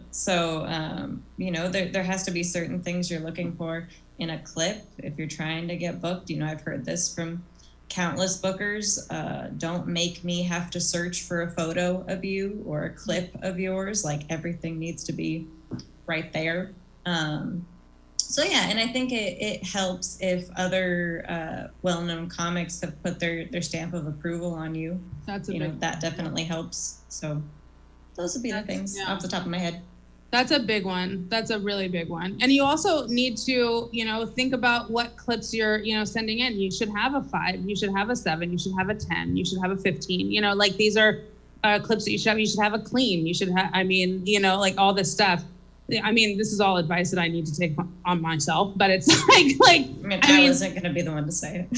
It's just like, you need to have all of this stuff, but that's also something that, Miles has been doing for me, he knows that I want to be working more and he believes that I could be working more. So if he gets booked on the road, he's like, can I bring my own feature? And then I create a relationship with the club that we are working at that weekend, so it's like, and that's just, so many people in this game are just dog eat dog and step on people to get ahead. And I feel like, this comedy is such, it's such a specific, it's subjective. You know what I mean? Like, I'm not going to tell the same jokes that Miles is telling, and I'm not going to be telling the same jokes that this person is telling. We're telling each other's, our own stories and experiences. So there's really no reason to push someone out to get ahead. I just don't understand the logic in that. And sadly, you'll find that more often than not. I think, just to tie it back to relationships, I think you guys made a good point. At least for online dating, don't make someone search for your picture or try to figure out who you are. Yeah. Oh, yeah. Lord. Yeah, in performing, make sure your headshot is as recent as possible and on your dating profile. Dating, dude. Right now, I just talked about this on stage. Like, right now, all dating apps, it's like no one is showing their COVID face. No one's showing that. So if I match with somebody and then we start texting back and forth, one of my first questions is, show me a picture of you today. Let me see, let me see a recent pic that I haven't seen, so that I can see you. And then all of a sudden, Grizzly fucking Adams shows up and I'm like, yikes, and it's not that I'm not attracted to that. It's just that you're not putting a good representation of who you are on these dating apps. Also, second thing, spell check your fucking profile. If you spell something wrong on your profile, it's the quickest way for me to swipe left because my vagina is drier than it's ever been in my life. Stop it. Oh, yeah. Who's bougie now? Correct syntax and spelling and grammar. Flowers and grammar are very different. Thank you. No, I'm with you actually on grammar. I don't want to have a conversation with someone and they're like, especially, don't especially me. That's not a word. We can't especially anything. There's no X in that. I had a guy, I think it was yesterday. I don't even remember what day it is. I think it was yesterday. Yeah. And I asked him, I said, what are you doing today? And he types back, swear to God, I'm just doing some choirs around my house. And I go, do you mean chores? It's like, are you kidding? Either that or you're just, robes are everywhere and you're just fucking everywhere. It's like, what are you doing? Chores? You're an adult. Stop it. So I can't with that. Just little things. But that's important. If that's important to you, that's important. Of course it is. Yes, especially now because this is all we have. If I have to have an online, a digital relationship with you because COVID is real life, it's happening right now, and all we have is a profile and pictures and texts to get back and forth to each other until we're at the stage where we're Zoom dating or we can meet in person for a, socially distanced date, then at least spell check it. Like, I mean, that take some pride in that. If I'm writing something out, even if I'm like speak to text, if I'm doing that, I will let me reread it. Yeah. What am I actually saying? Did I mess up and say something? I don't want them to, misread this or take it the wrong way. Spell it right. Well, and like from your perspective, Chelsea, like if I have a kid and they're studying for a spelling test, I need to trust you can help them study. Right. It's yes. Spelling is a big one for me. Because if you proofread, if everything's spelled right, then I think that you're taking a pride in this text message that you're sending me, or you took time to reread your bio on your profile, like something very, very simple. It doesn't take a lot, and a lot of times your phone will tell you when you fucked up, but like, we got no excuses now. Come on. Now? There's no excuses right now. So intelligence is important to you. Because I think to me, that's a sign of intelligence when people... Intelligence is important to me, but I feel like when you say things are important to you, you also have to be cognitive that, like, yes, this is important, like, intelligence is important to me. Do I want them to, like, display this intelligence so that I feel stupid every single day? Absolutely not. Like, let's... yes, intelligence is important to a degree, like I don't want them to, teach me quantum physics every day because they think that I'm stupider than they are, so it's like there needs to be, there's a gauge, there's a spectrum on literally everything, you might be into, jealous guys like we talked about before, but it's like up to a certain degree, Like if you come back 10 minutes late because you went to the grocery store on your way home and they're upset because of that and they slash your tires, it's like, ooh, maybe that's a level of jealousy that I'm not okay with, So there has to be a degree on everything. That's a serial killer, if that's happening. Okay, so two other things that I remembered follow-ups for. One, if you guys could say what the love languages are, because just in case viewers watching are like, what are they talking about? It's words of affirmation, gift giving, touch, and time. And time would be spending time with the person. There's 5. Yeah, I'm forgetting one. Hold on, It 5. Clearly isn't mine. Love languages are gift giving. Hold on, I just pulled them up. Receiving gift. Oh, acts of service was the one we forgot. So words of affirmation, physical touch, receiving gifts. Well, they said receiving gifts, but I think it's actually gift giving, quality time, and acts of service. So those are the 5 love languages. And it's important. And you can show love and receive love differently. Yep. So and there's quizzes online to find there out are which quizzes ones online. You are. I think mine have actually changed since I've done it. Like since I did it, like that was before my engagement. That was before, abuse. That was before a lot of things with me. So I feel like mine has changed. Because I don't know if I've talked about it, but like physical abuse, like that has that changed me. And I used to be a very, very huggy person. I would hug literally everybody, and this is years ago. So COVID was not a thing, but I would hug everybody. And after that happened, I mean, like that was a scary territory for me. You know what I mean? So it's like, I feel like my love language is like when you go through the real life shit that you go through, I feel like that alters not only what it is you're looking for in a partner, but what you're willing to accept, what you need from a partner. And also I feel like your love languages kind of get altered, Mm-hmm. Yeah, no, I was just going to point out the same thing, that maybe the what you need isn't what you're good at giving. So yeah, it's healthy to know what you need and what you're good at giving, because it teaches you about yourself, and you might be like, oh, that's why I really want to spend time with them, because mm-hmm. I need quality time, and it's also why I get accused of buying too many gifts, for instance, because I show my love by gift giving. So I'm the same way. Chelsea's yelled at me before. Oh wait, that's how you are? I like giving gifts to people. Oh, And I was just being I text Chelsea one day. I was hypothetical, like, I got you something, and she's like, stop it. I'm like, Yeah. "Oh." Yeah. Like, Because it's hard for me to receive, like a lot of times love, and like it's hard for me to take it. Like it's hard for me to accept love. It's hard for me to accept compliments, you know, just random acts. It's like, you did this, now I have to do something for you. Like I have that inside me where it's like, you know, sometimes I'll feel guilty, you know, or it's just like, I don't deserve that, you know, or something like that, which is me. That's all on me. She loves giving gifts, and it's like, you know, it's great, and she's very good at what she does. Sure. You know, but it's hard for me to receive it. Yeah, you know? no, and I was being hypothetical. I'm actually not like that. I probably am I need quality time, and I think I'm good at acts of service.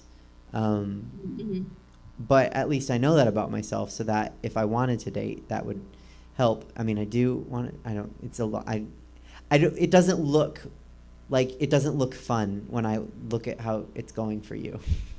So I'm not in a hurry. The other follow-up is, what if a performer uses their headshot as their dating profile pic? Is that weird? Is that good? I do it.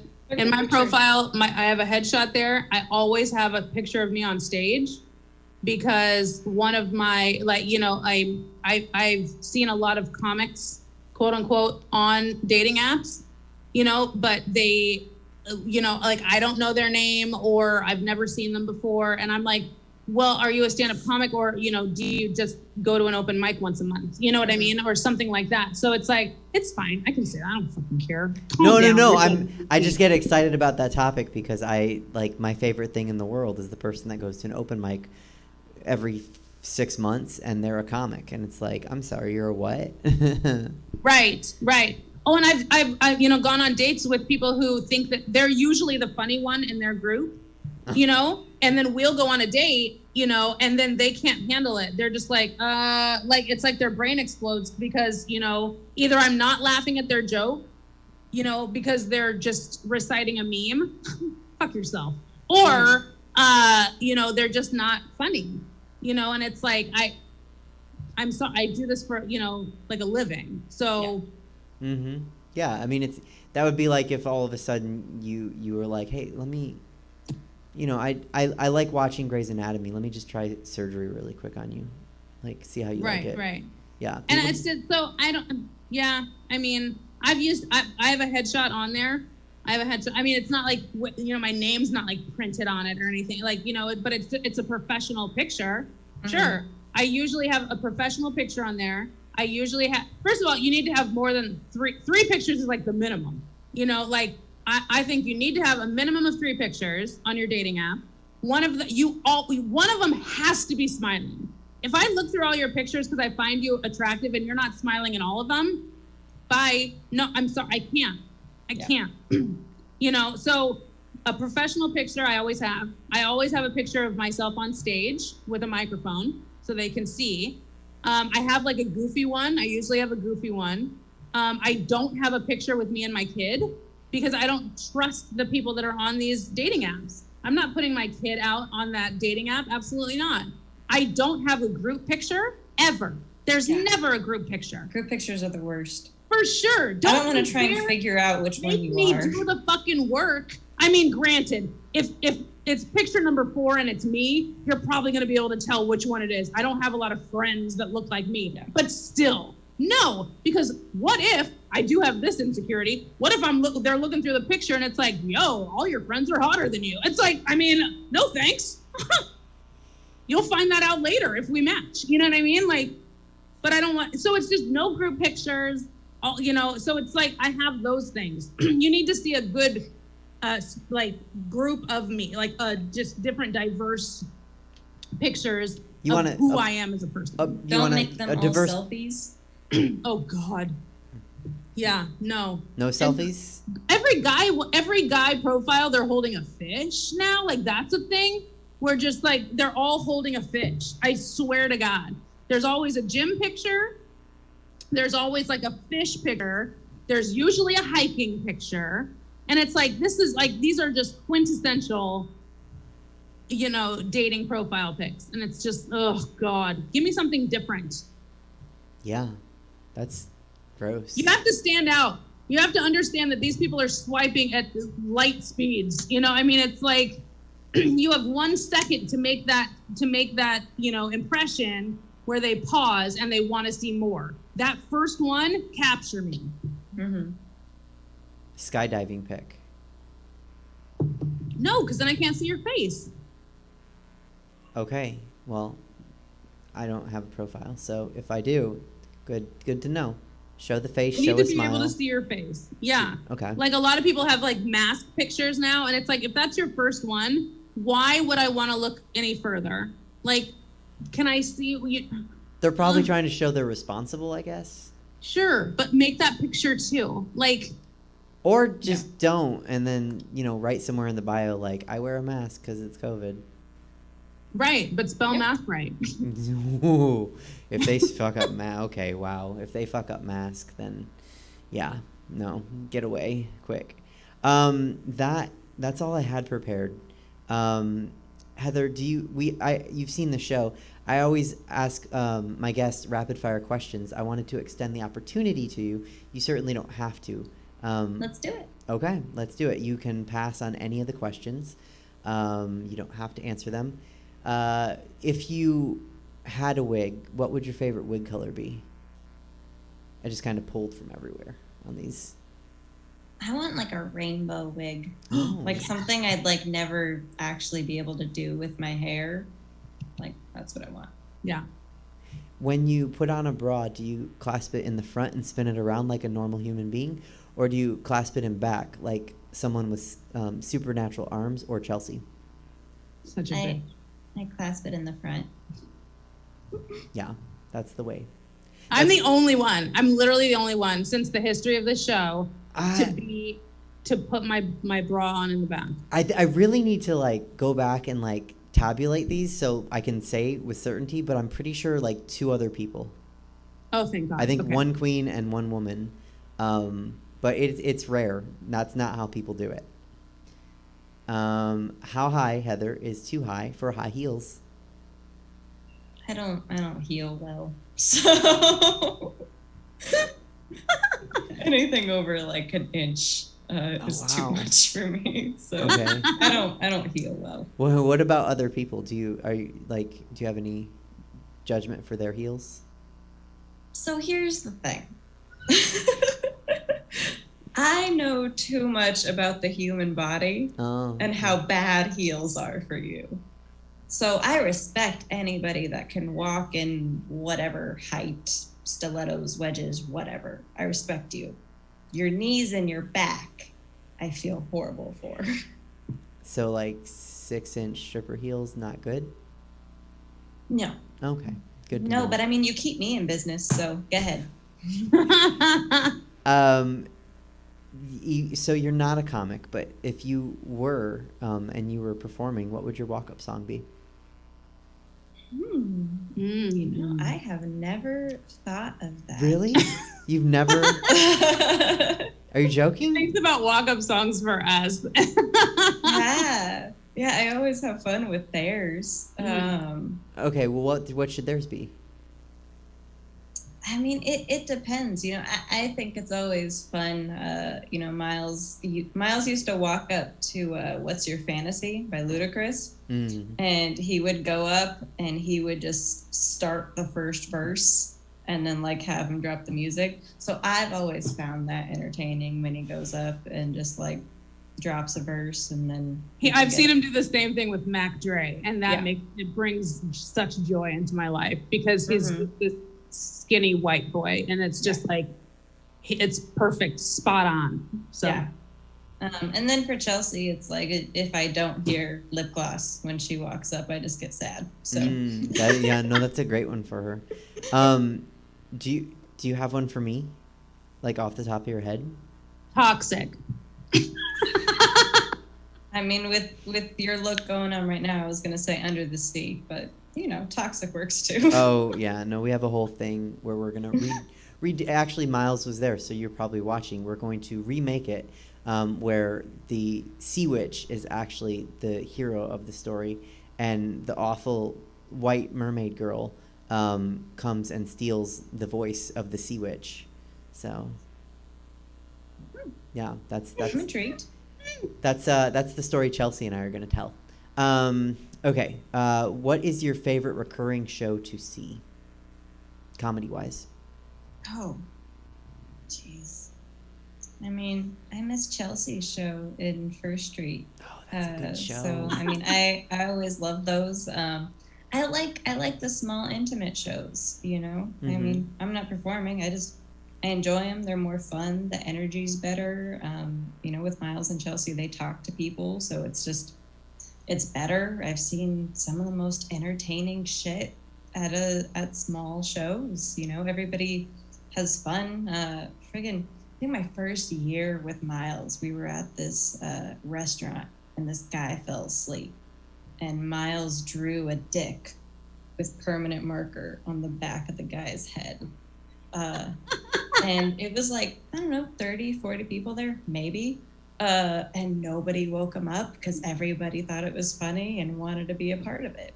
You can't do that at big shows. I mean, you could, but it's crowded. Yeah, no, it wouldn't work as well.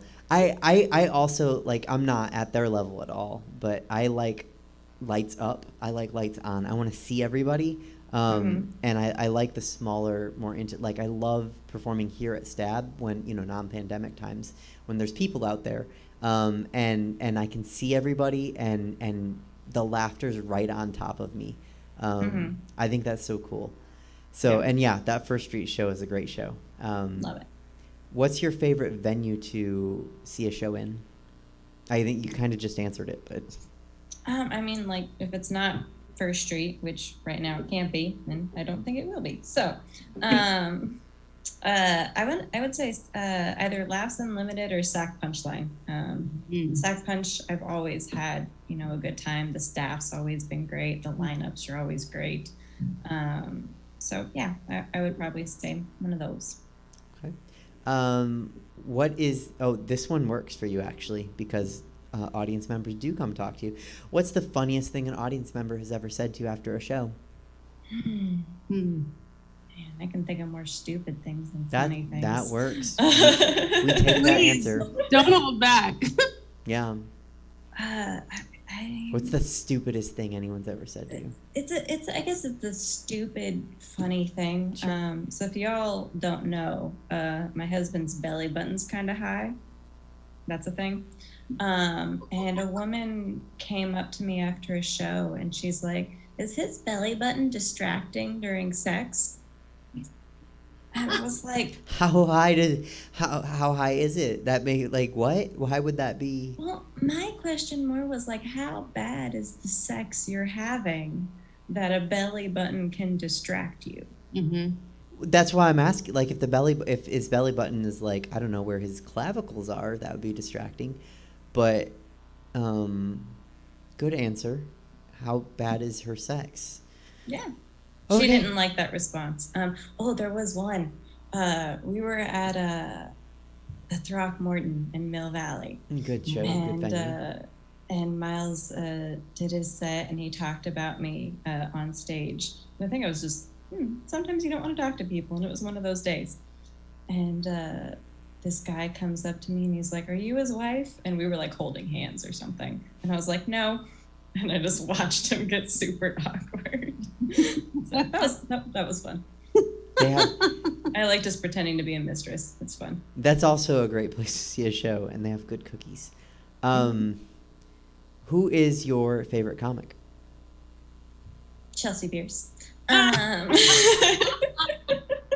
mean, Good me too, answer. Good answer. Thanks. You know, I have obscure ones, you know, because you have all the big name ones. So, you know, I love Eliza. I think Eliza's freaking hysterical. So, but all mine, there was, God, I think we were at Big Pine. And there was a guy named Brandon Vestal. I'm butchering it probably. But I actually had Chelsea watch his dry bar, and I saw his set, and he was hysterical. So him, a guy that was in the SF comedy competition with Miles, Pat Berger. So I don't know. I like enjoying the ones that not a lot of people know about, but they should. Mm-hmm. Okay. This one's interesting because of your profession.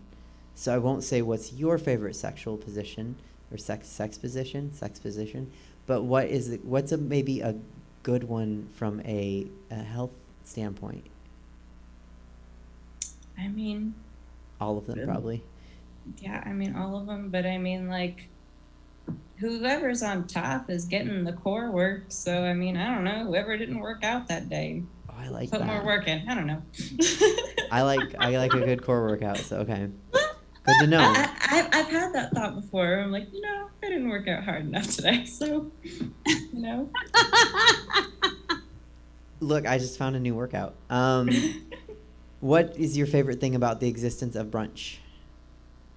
Mimosas. Yes, they're so good. I'm allergic to eggs, so I mean, mimosas.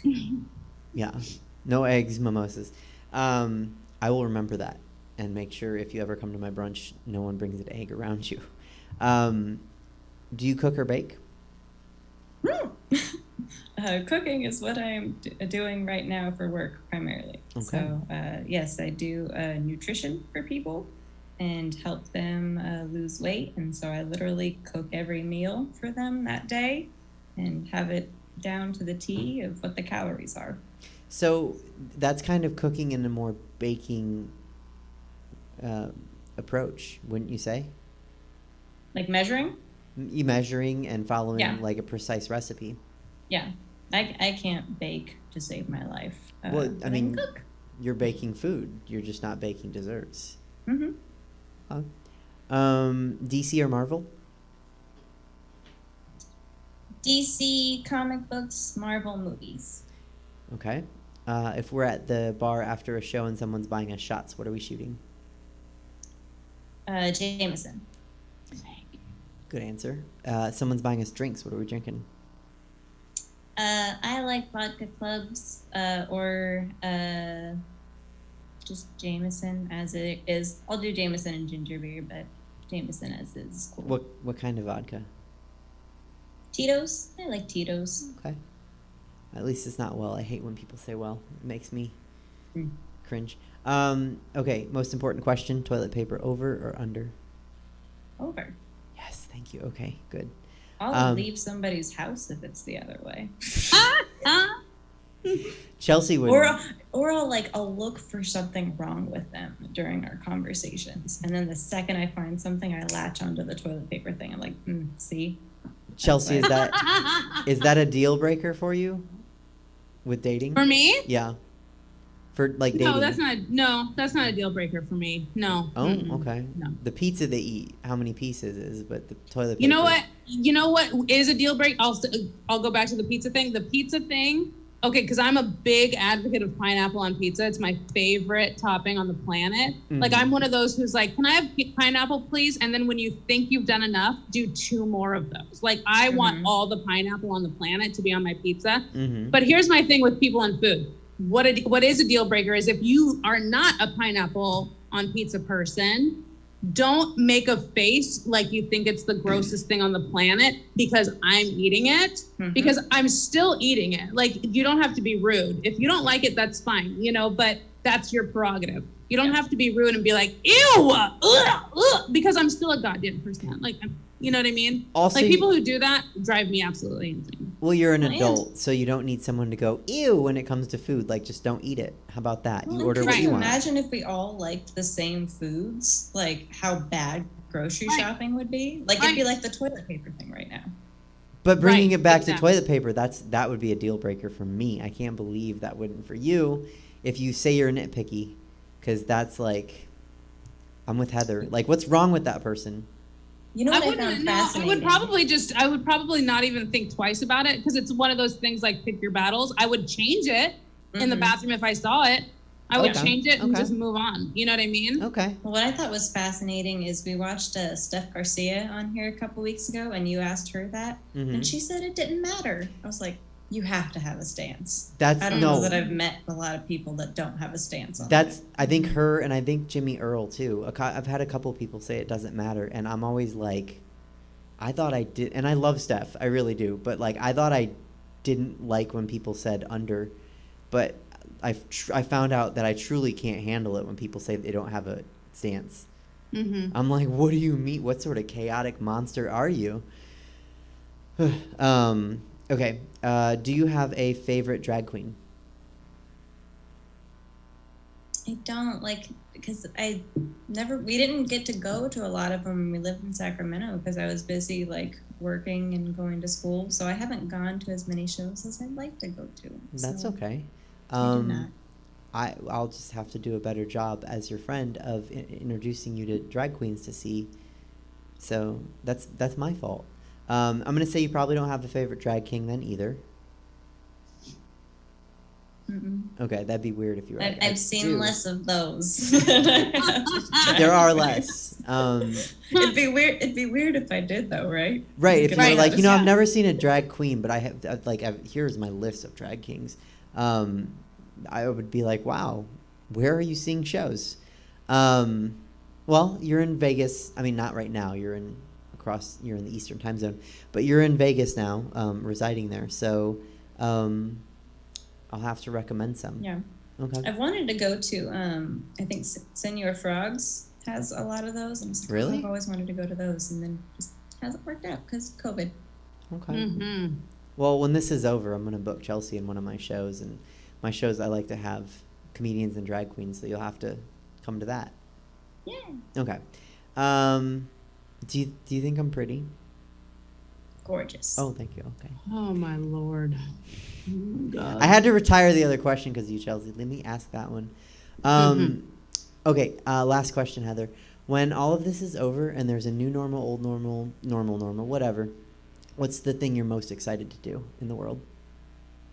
I just miss shows. I miss concerts. We go to a lot of raves, so I miss that. Hugs are nice. I like hugs. So just being around people, live entertainment in any form. Mm-hmm. Okay. That's all I got. Thank you both so much for being here on Valentine's and hanging out with me so I wasn't quite so lonely. I appreciate it.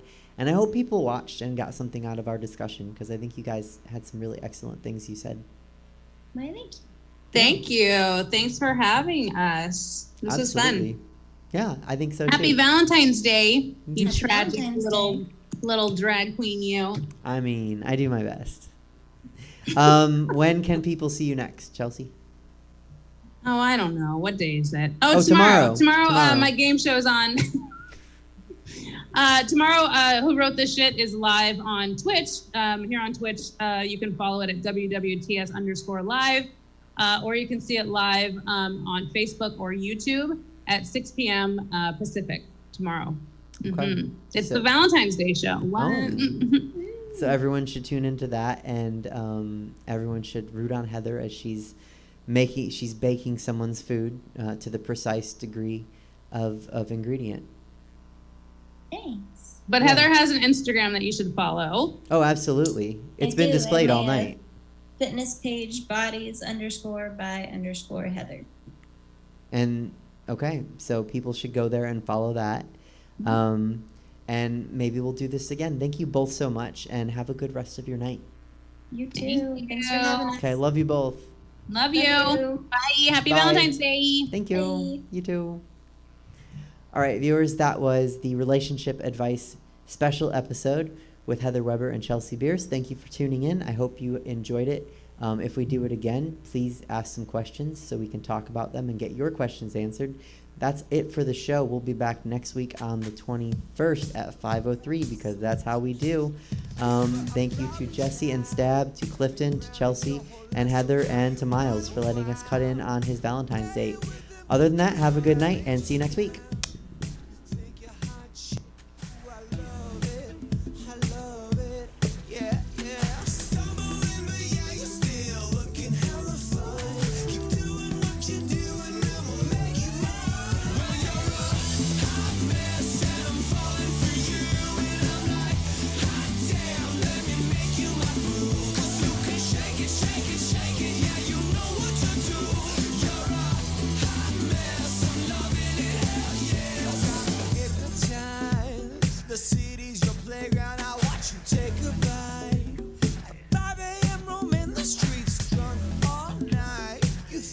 hot shit and ooh, I love it.